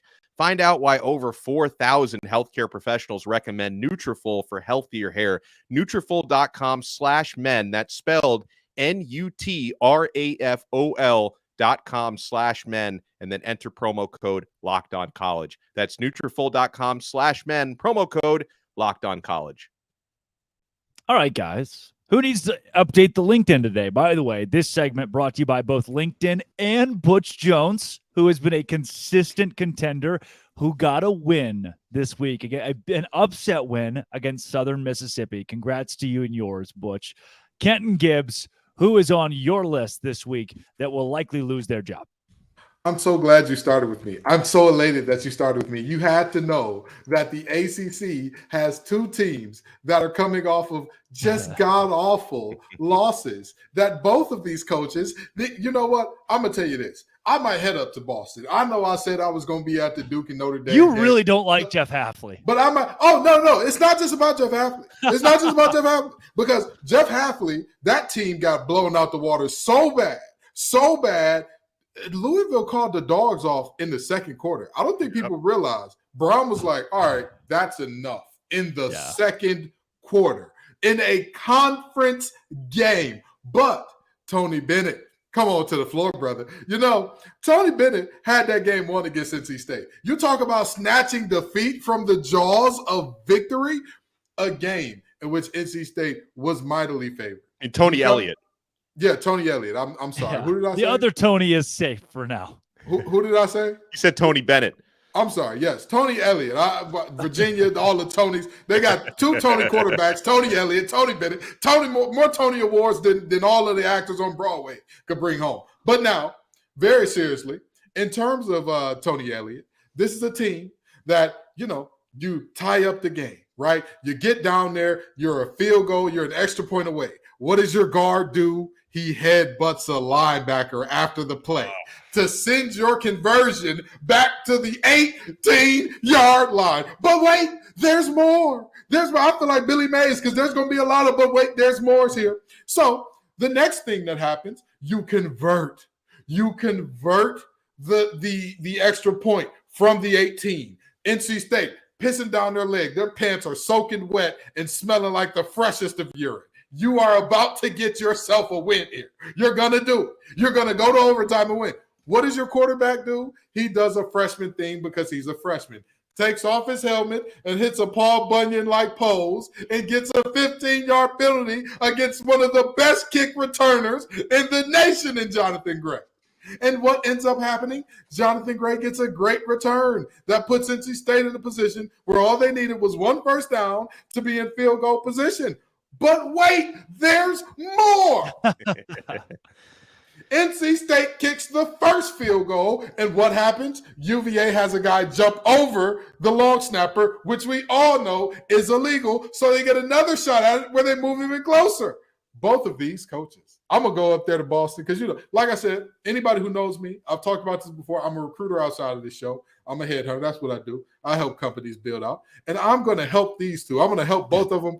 I can knock out two birds with one stone and get my coach's resume gig started because I'm telling you, with all the buyouts that they're going to be getting, I don't need a big percentage of buy. Just give me a small little 5% fee. Just give me a little 5% fee, and we'll work that thing out. Because both of these coaches, the block is hot. The block is it's hot.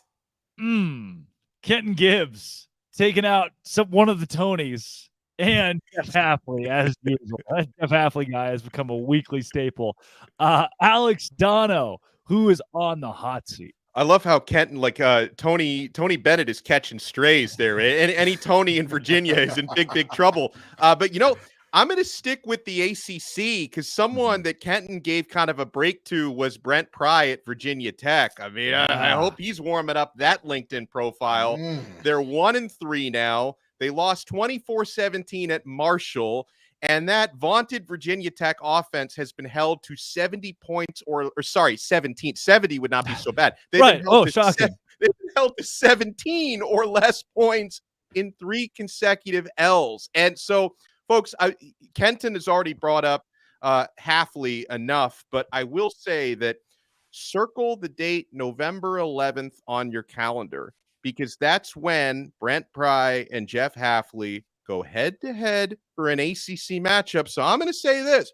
Assuming both of those coaches are still gainfully employed for that matchup on November 11th, we might have a good old-fashioned loser leaves town match, right? The loser of that game may not survive Got to go the following week, or definitely not into the season. So, it brings up like old WWF imagery. I was before Drake's time a little bit. No idea what that means. Yeah. To have those loser leave town matches, that might be what you see on November 11th. Yeah. Guys, I have just been given, the hotel staff has been so gracious to have slipped this under the door. Looks like Dave Aranda on the hot seat. What? You win the Sugar Bowl in the Big 12 championship. Then last week against Texas, granted a good Texas team, but usually when a team loses, you say, oh, they lost the number 3 team in the country, right? They were supposed to lose. When a team makes it into the red zone 6 times and scores 6 points, that is almost hard to do. That is challenging to pull off, but it's what the Baylor Bears did against the Texas Longhorns. You can say this number 3 team in the country. That's true. Texas tried at times to lose the game. They tried to put Baylor in the game by gifting the Bears 6 red zone trips, and Baylor put up 6 points in a 38-6 loss. It was one of the best crowds I've ever seen at McLean Stadium in Waco. And what did Baylor do? The football team crapped all over it. Dave Aranda has lost control of the fan base, which is an easy thing to do. Coaches do that all the time, right? And they can win them back over. The locker room still seems to be intact for now, but that one is slowly sinking. In some of the big metric national, hot seat posts, he's in the top 5 at this point. Too much money for him to go this year, but he is brushing up on the LinkedIn because I just, there comes a point where you're losing a lot of games. The team, the atmosphere, everything around it crumbles, and you can't revive it. So it's make or break for Aranda, especially this weekend against Central Florida, where I'll be in Orlando on Saturday. Guys, there are some huge games on the docket tonight, even between BYU and Cincinnati as the Cougars. I'll be on hand as the Cougars open Big 12 play, home Big 12 play, and then obviously Oregon State and Utah. We'll get into all that, do our pick'em coming up later. But first, it's maybe the weirdest segment of the week where I show my love to our grand poobah of college football. He is the president of the Locked On College side of the network. This is the Blackerby Blitz.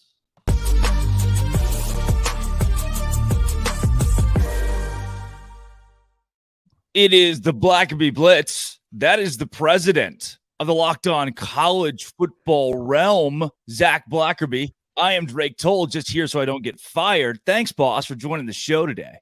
Of course. As we blitz through some of these big headlines, I keep coming back to this Colorado deal. This one may be my favorite weird one, though. Remember that big a couple of weeks ago, Deion Sanders talked about how this is just football, things happen. Well, the kid, Blackburn, who hit Travis Hunter, took him bowling this week. And I think that's weird, Zach. I think it's weird too, but we've seen this all the time. We've seen dudes get into fights, right? And then they become best friends for the rest of their lives. Maybe that's what happened. Also, Blackburn, maybe he doesn't want to become, I'm just the guy who hit Travis Hunter. Maybe this is a strategic play on his part. Yeah, he's still just the guy who hit Travis Hunter, by the way. Speaking of people who got hit, the Deion Sanders entire football team talking trash pregame. Oregon publishes a lot of what they said in their cinematic recap of the win over Colorado. Colorado got thumped. Is this the end of the Deion Sanders era? Well, first off, incredible troll job by Oregon. Totally savage. It's like, we're catching all of this. We have all the receipts, and then we showed everyone the receipts shortly after the game was over. Incredible, like caught in 4K type stuff or the Colorado Buffs. I don't think it's over. I do think it's kind of what we thought it would be, though, Drake. This is a Pac-12 conference that, though it's about to fall apart and crumble, it's going out with a bang.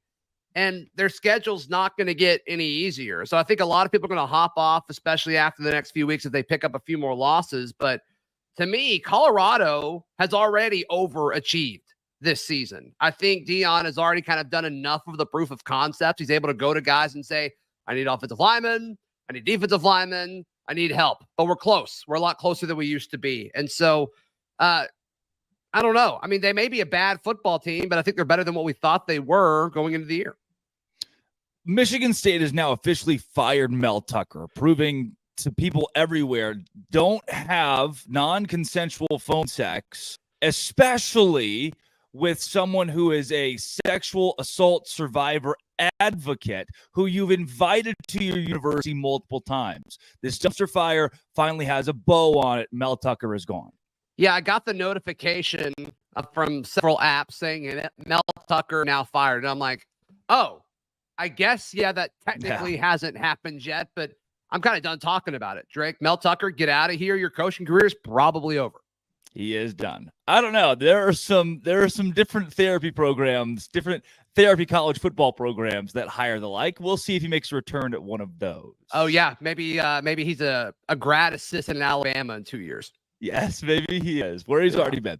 The playoff committee met this week and said, you know what? Nah, for now, let's stick with 12. What do you think about that? I think 12 is a good number. I'm still a fan of staying at 4. I know a lot of people are against that, and 12 means more college football, which is certainly a good thing. But I think regardless of what we do, it's going to water down what it means to be a playoff team. Yeah. And right now, I think we've already kind of had to do that. With several seasons, it's like, okay, there's 2 or 3 teams that are worthy of a playoff team. And then the 4th team, it's like, okay, who do we want to just invite to the party? When you go to 12, I mean, I think it's really going to zoom out. I mean, because parity is a thing in pro sports. It is not a thing in college football, nor does it need to be. And I just think when you bring in 12 teams, I don't know if that's necessarily good for the sport, but it may be good for the fan, and that's all that matters. Two sides to this. One, parity in college football does not result in viewership. The Big 12 is a great example. There's no big dog. There's no national championship contender in the new Big 12, which means that there aren't 10 million eyeballs that are zooming in on somebody. Maybe Deion Sanders just because of the Deion experience. Yeah. On the flip side, 12 means $320 million per conference from ESPN, which right now is 5 conferences. Zach, technically with a grace period, Washington State and Oregon State are still in the Pac-12 for a couple of years. They could walk into $160 million each if ESPN doesn't move them elsewhere. Man, just keep showing up, Washington State and Oregon State. I mean, what a gift. What a gift from ESPN if that were to all happen. But they got to figure something out. And, you know, we saw a few reports. You and I texted about it. They're going to try to operate as a 2-team conference. That was one of the things that they discussed. And it's like, no, that's not a conference. I hate to break it to you. That's not a conference. Those are 2 teams that are about to become trust fund babies. And look, I'm not gonna fault you for it, but I am gonna be a little jealous. You know, Zach, the Auburn Tigers lost to a team that could probably win the national championship in Texas A&M. You know, you're going to lose to some really good teams out there. Just felt like this Auburn team still has 11-1 prowess. You said it, not me, but I do think they lose this weekend. So maybe 10-2 is still on the table for the Tigers. And yes, my one Auburn question for the week. Ole Miss this week, I found it really heartfelt that they are celebrating their 2003 national championship team. They won the championship, right? They're honoring their 2003 team against LSU, and they won exactly nothing. They didn't win the West. They didn't win the conference. No. But they had Eli Manning on that team. Ole Miss, what are you doing? What are you doing? It's just Ole Miss cannot get out of its own way. It's crazy. I don't get it. They're trying to act like there's something they're not. So like, all right, Eli Manning, are you free this weekend? No. Okay. What about next weekend? No. What about okay. All right. You can come here. All right. 2003 team. Let's party it up. Get out of here. It doesn't make any sense. Let's bring the whole 2000. You know, the 98 Purdue team. I hear we could bring them back and have a little soiree with those guys too. I just hang the banner, I guess. You know, hang the banner. Love celebrating things that didn't actually matter. I mean, incredible. Maybe the biggest story in college football this week, Zach. Travis Kelce and Taylor Swift are dating. He played college football, and it's all that I've seen all week long. I know that you, a big Swiftie, are super excited about this. I wouldn't say I'm a huge Swiftie, but I definitely don't mind her music. I think I like her older stuff more than her newer stuff. Older stuff's a little more poppy, which is more in my lane. But Happy for him. I'm just glad that Travis Kelce put her on the map. Yeah. Finally, people are talking about Taylor Swift. She's become a little more mainstream. We're going to get taken off the air, by the way. That is Zach Blackerby of the Locked On Auburn podcast. That's I'm right. Drake Toll. Thanks for doing the Zach Blackerby, the Blackerby Blitz. This is my favorite part of my week. Hey, love you a long time, bud. I love you more, Dad. This is Locked On College Football Kickoff Live. That was the Blackerby Blitz.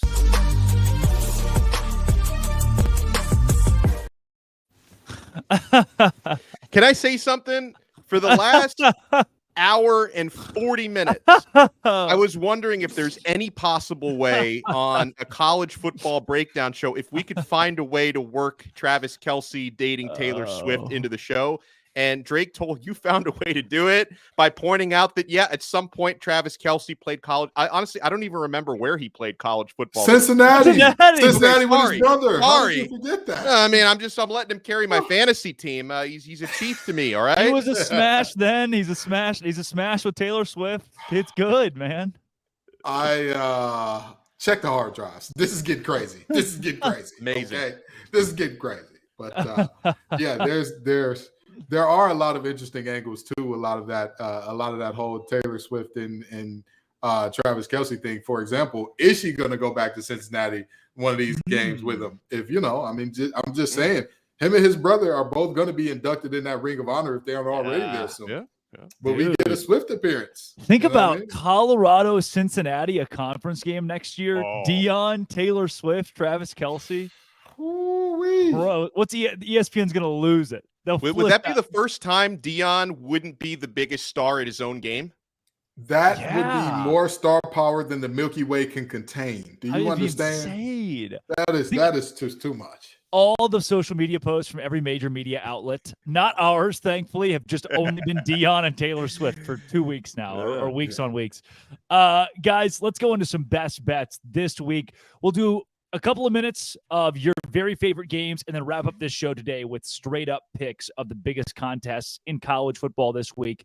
Starting in the Big 12, when you think best bets, guys, tonight, BYU opened as a 3-point favorite. They are now 1.5-point underdogs against Cincinnati. The game has moved from even to swaying in both teams' favor. I think BYU wins outright in a home night game. The Church of Jesus Christ of Latter-day Saints is having its biggest conference of the year in Salt Lake City this weekend. So what does that mean? Everybody and their mom is in Provo, Utah, myself included, for the game. Myself included for the game. And this place is going to be packed, raucous. I think BYU wins it at home pretty easily. Yeah, from what I've been told about BYU's home atmosphere, it's not only like loud and raucous, it's also terrifying. Because they're it is. Yeah. They're like deadly, like silent originally, and it like scares a lot of people, which it would terrify me too. They bring out Polynesian fire dancers and Cosmo the Cougar. Yeah. So with that being said, I know we talked about this. This Cincinnati team flying under the radar a bit and all that. But if we're talking about best bets here, and the bet has BYU as the underdog, if I have that correct, right? Yeah. So if Cincinnati wins this game by 1 point, does BYU cover? BYU covers as of last check at a FanDuel. Yeah, it was 1.5 in favor of Cincinnati. Yeah, I think Keaton Slovis shows us why he's Keaton Slovis and not that's Keaton Slovis and that's Keaton Slovis way late in this game. And I think that Cincinnati escapes by the hairs on their chinny chin out of Utah with the win here. Wow. Now, Donna, what's your you got any best bets in college football this week? Yeah, I mean, listen, I tipped my hand to this one earlier, but if anyone's tuning in late, I feel pretty strongly about Colorado covering plus 21.5 against USC. I think that line is very reactionary to what everyone saw happen to Colorado on the road against Oregon. This time around, they're at home. Is USC the better team? Absolutely, but they don't really have a defense, guys, and Colorado is going to score. I think I see USC winning this game by 10, 13 points, not really much more than that. So plus 21.5. Again, I think that was an overreaction to what happened last week. In fact, if you go with the sharps, right, and I don't care what percentage of bets have been coming in on USC, because a higher percentage of bets have come in on them. A higher percentage of the money is coming in on Colorado, because they were 24.5-point underdogs when the line opened. That has shrunk by 3 points. I'm still comfortable taking Colorado at plus 21.5. Yeah. Kenton, best bets tonight, tomorrow, whatever? You know, I hate to say this, and I hate to do this to my boys, but I got to do it. I bet with NC State once, and they let me down. They disappointed me. They had me sitting here saying, how under God's green earth did this happen in terms of playing Virginia, a team that's dead last in the conference in both offense and defense, into a game where Virginia should have very well won it. And with that being said, I believe the line opened for this Friday Night Lights blackout at, I want to say 6.5 or 7 points. I think Louisville takes care of that comfortably. Their offense is, to say they're explosive, I'm talking they're you just had Chipotle and Taco Bell and Little Caesars in the same day type of explosive. I mean, it's going to be a great sight in terms of, if you give Johar Jordan a crease, he's gone. Bye. See you later, brother. More power to you. Go bang your head on the goalpost. Jamari Thrash is a touchdown machine out wide. The only chance that NC State has to not allow Louisville to cover is if they absolutely decimate Jake Plummer, which is something that I'm not sure that they can do. There's a world, or not sure that they will do. They can do it if they're firing at their highest clip, but I'm not sure that they will. Yeah. Guys, looking around college football, James Madison -3 at home against South Alabama. I love that being a lock of the week. Syracuse plus a touchdown at home against Clemson. Give me the orange. I think they at least keep that game within a score. Around the Big 12, too, I love West Virginia covering 14 against a TCU team that's good, but West Virginia's running game and defense are both so solid. TCU wins 20-14. West Virginia certainly covers 14 points. Iowa State, Oklahoma. I actually have Iowa State plus 21 at OU because of that defense that Matt Campbell has put together and the offensive explosion they had last week. Then UCF, who hosts Baylor this week, they're 11.5-point favorites. That line keeps moving in favor of Baylor, which I think is a mistake. I've got UCF winning that game by 13 points or more. 13 is the minimum for UCF. They cover 11.5. Give me UCF over Baylor. Now, guys, any more big picks before we get into the straight ups on the biggest Let me game? say this. This is a pretty big number, but I don't know if I can see Nebraska even being within 17 points against Michigan. I don't know what I'm missing here. I mean, to me, Michigan, I look at them as a bona fide college football playoff championship contender, and Nebraska is still Nebraska. Even if they made a positive coaching change, I think it's going to take Matt Rule a little bit more time to make that program respectable. I think Michigan, who's only giving 17.5 points, is going to win that game by 3 or more touchdowns. Kenton? Yeah, I don't have any more. I'm not much of a betting guy, so I'm not going to sit here and pretend that I've been following the lines and tracking them closely. I make sure that I keep one or two in the tuck just because I know Drake's going to call on me. And, you know, you got to have an answer when the teacher wants to call on you during popcorn reading. But I'm not the betting guy. I'll leave that to the Italian ad guy over there. Somebody called me in the chat. I love it. I'm even wearing the old school Italian hat today. Full blown. He is for sure going to make us an offer we cannot refuse on these bets today. Right. Well, hopefully Dono and I can win you some money. And guys, let's get into the straight up picks this week. It is a noon kickoff in the Big Ten. Penn State is at Northwestern. Northwestern just beat Minnesota. Is there any way the Wildcats get an upset? Dono, who wins?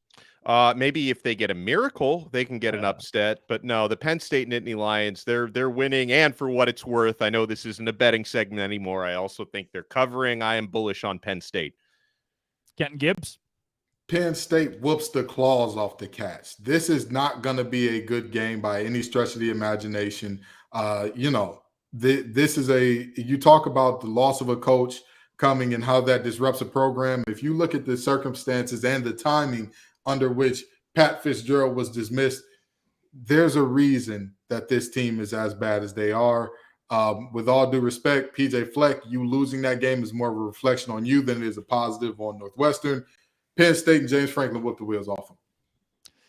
It's Penn State for sure. This one, though, USC Colorado, gets a bit more interesting. See, USC has yet to play a legitimate opponent. They've beaten Arizona State, Stanford, Nevada, and San Jose State, whereas Colorado has big wins over Nebraska and a close win against TCU on the road. The Buffs, give me Colorado in a noontime upset over USC this week. And Dono, it looks like you're not going to agree. No, listen, I thought I was going to be the one who said the nicest thing about Colorado today because I'm pretty confident they cover, but no, they don't win. This is going to be a good old-fashioned shootout. Give me the reigning Heisman Trophy winner. Give me Lincoln Riley. Give me that offense. I just think USC are the better team.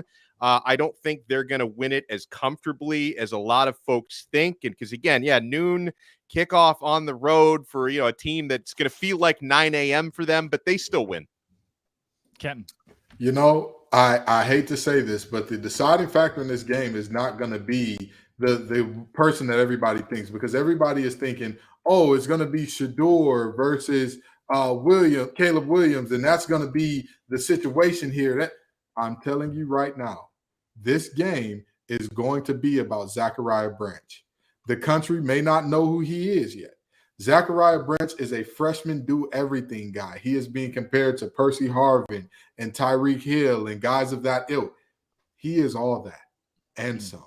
And I am telling you, Colorado does not have a single player that can match up with him in any situation to where you can say, I feel comfortable with my guy against his guy in space. Now, here's the problem with that. Lincoln Riley is better than anybody in the nation, potentially anybody in history, at getting his guy against your guy who he knows you can't do anything with him. I think Colorado covers, but it hurts my spirit to be a Detroiter and not pick Buffs. But we're going to go with that's a reference to Cartier glasses, if y'all don't know. We're going to go with the Trojans here. Fight on. It is the Swamp headed to the Bluegrass State, Florida, in Lexington. Dono, do you take Kentucky or the Gators? I think Kentucky wins a close one. My confidence level on this is basically 50-50 between these two sides. Now, I will say our guy Brandon from Locked On Gators gave us a little bit of a negative insight, a reminder that probably doesn't help his cause very much, that the last time Florida went into Kentucky, Florida center, who is still their center, committed 7 penalties. Might want to cut that down a little bit, but I'm going to go with Leary and the Wildcats to win a close one. Kenton. Devin Leary, can you do something for me? The running game is going to be phenomenal. They're going to do everything that they can to run the ball. Or let me not say phenomenal. The running game is going to be the focal point for Kentucky. Yeah. That is what they're going to want to get established more than anything else. Can they do that against Florida right away and straight away? I'm not sure. But if Devin Leary can be enough, if he can be serviceable to good, I think that Kentucky comes away with this game. And with that being said, I think that he definitely will, despite the best protest of Brendan and all the muting in the world, will not be able to mute what is going to happen to his Gators tomorrow. The board loves Kentucky, all three of us riding the Wildcats. Kansas and Texas is a top 25 game at DKR Texas Memorial Stadium. The last time these two teams will play. Head-to-head, Kenton, do you go with the Longhorns? Absolutely. The Longhorns have been my boom team for a reason, and they're going to keep on booming. This is a Kansas team. They are exciting. They can put up points. They have the goods offensively. Defensively, there's some questions. There's still some questions there. There's still some pliability there. And honestly, there's still some depth issues there. Like, let's just be honest. They don't quite have the horses in the stable. The Les Miles and what he did to that program, he will never pay for his crimes. He should, though. He should. Somebody's going to make him answer for that at some point in time. But luckily, he was cashing those checks all the way to the bank for Texas because, again, the state that he left that program in, they're still not exactly fully recovered yet. Texas wins this game. Dono? Yeah, it is a ranked matchup, like you said, but I hope Kansas enjoys being ranked right now because by the time the fresh batch of AP rankings come out on Sunday, they will not be ranked any longer. Texas is going to steamroll them at home. You know, for so many years, guys, I, like most people outside of the Longhorn State, have been really annoyed by the constant chatter every year. The Horns are back. Texas is back. I think this year they might actually be back, and Kansas is not going to be the team that gets in their way. Hook 'em Horns this week. Board loves the Horns against Kansas at home, despite it being a top 25 matchup. Let's go to tonight. Oregon State, Utah. The Beavs are 4-point favorites at home in Corvallis. Kenton Gibbs, what do you do with this game? Cam Rising is back, folks. Or he should be back at least. He should be back. Cam Rising is going to be back, and we can put to bed the questions about Utah's offense. They're going to be better. They're going to be much improved with a defense that they just shut the door. They do not, it's scoring on them. The chances are slim to none. And Slim's got his top hat on, looking around with a couple to-go plates, hoping nobody's judging him for it. The reality is very simple here. I think that Utah takes this game, but I do think that Oregon State is better than most of the nation would assume. I think that DJU looks good. He looks confident again and all that. And they play some good defense over there, but I just don't think they have enough to beat Utah in this one. You know, I know we haven't heard from our pals at Locked On Bets in a couple of weeks, but I'm going to steal a phrase from Lee Sterling from that show and say, wrong team favored. I get it. This is not your daddy's Oregon State, but they shouldn't be, even at home, a 4-point favorite against Utah tonight. The Rising return to me, even if there is some rust, I think that's going to make a big difference. I think a lot of folks are overreacting to their lack of offensive output a week ago. I think it's a bounce-back offensive game for Utah. I do think the game is close, but I'm going with the Utes to get it done. The Utes win it on the road tonight. Board loves it. BYU hosting Cincinnati as an underdog tonight, missing Ben Bywater, one of the best defensive players the Cougars have to offer. I like BYU as a dog to win it at home. Dono. Man, I hate to. We've agreed so much. I don't like it, but I'm gonna have to agree to Kent because I'm really not that sold on Cincinnati. So I'm gonna go with BYU. You already talked about how difficult the atmosphere is gonna be up there for the visiting team. So yeah. I'm gonna go with BYU. Again, I've got Cincy covering just by the hairs on their chin. I think that they escape with a win in a crazy way here. Because again, it's not that I don't trust Keaton Slovis. DMX said something a long time ago that I found to be very prophetic. Okay. Trust everybody to be themselves, but trust in you to see them well. What are we not trusting in our eyes that we're looking at Keaton Slovis and saying, hey, he's going to win an important ball game? What's going on here? Don't get me wrong. He did the thing at Arkansas. That's all he's got in him. He's going to peter out. It's the Keaton Slovis recipe. He wins one game where you're like, oh, my God, could he be serious? And then for the rest of the season, tons of unserious activity from the young man. We'll get tons of unserious activity going forward from him, starting with this game. Guys, our last two here, they're the biggest games of the week. Duke, number 17 in the country, hosting number 11 Notre Dame. Kenton, who wins? Oh, boy, this is such a tough one because this is a big on big. This is an ugly, nasty, gritty. I want to make this dirty type of game. And the reality is I love Duke. They are a team. Defense has shown out every single week this year. I just don't know if I can trust them to beat Estime and company. And it's tough for me to go with Notre Dame in this one. And the more I think about it, the more I think about Notre Dame in big games. And I'm like, their record's terrible. But then it's also like, it's Duke football. Right. Is this that big of a game? I mean, Ohio State, that's a big game. I don't think this is the same, no disrespect to Duke, but this is not a big game compared to that. But this is why, and this is why I'm making this pick, because I don't think that Notre Dame understands this is Duke's Super Bowl, and Duke is going to be up for this game in a way that we have never seen, and Notre Dame is going to sleepwalk through at least the first quarter and a half, and I don't think Hartman has the ability to come back. Immaculate, you got me. If I was Lee Corso, I'd say, give me that hand and put the Blue Devil on. I got the Blue Devils winning a close one at home. Dono, real quick.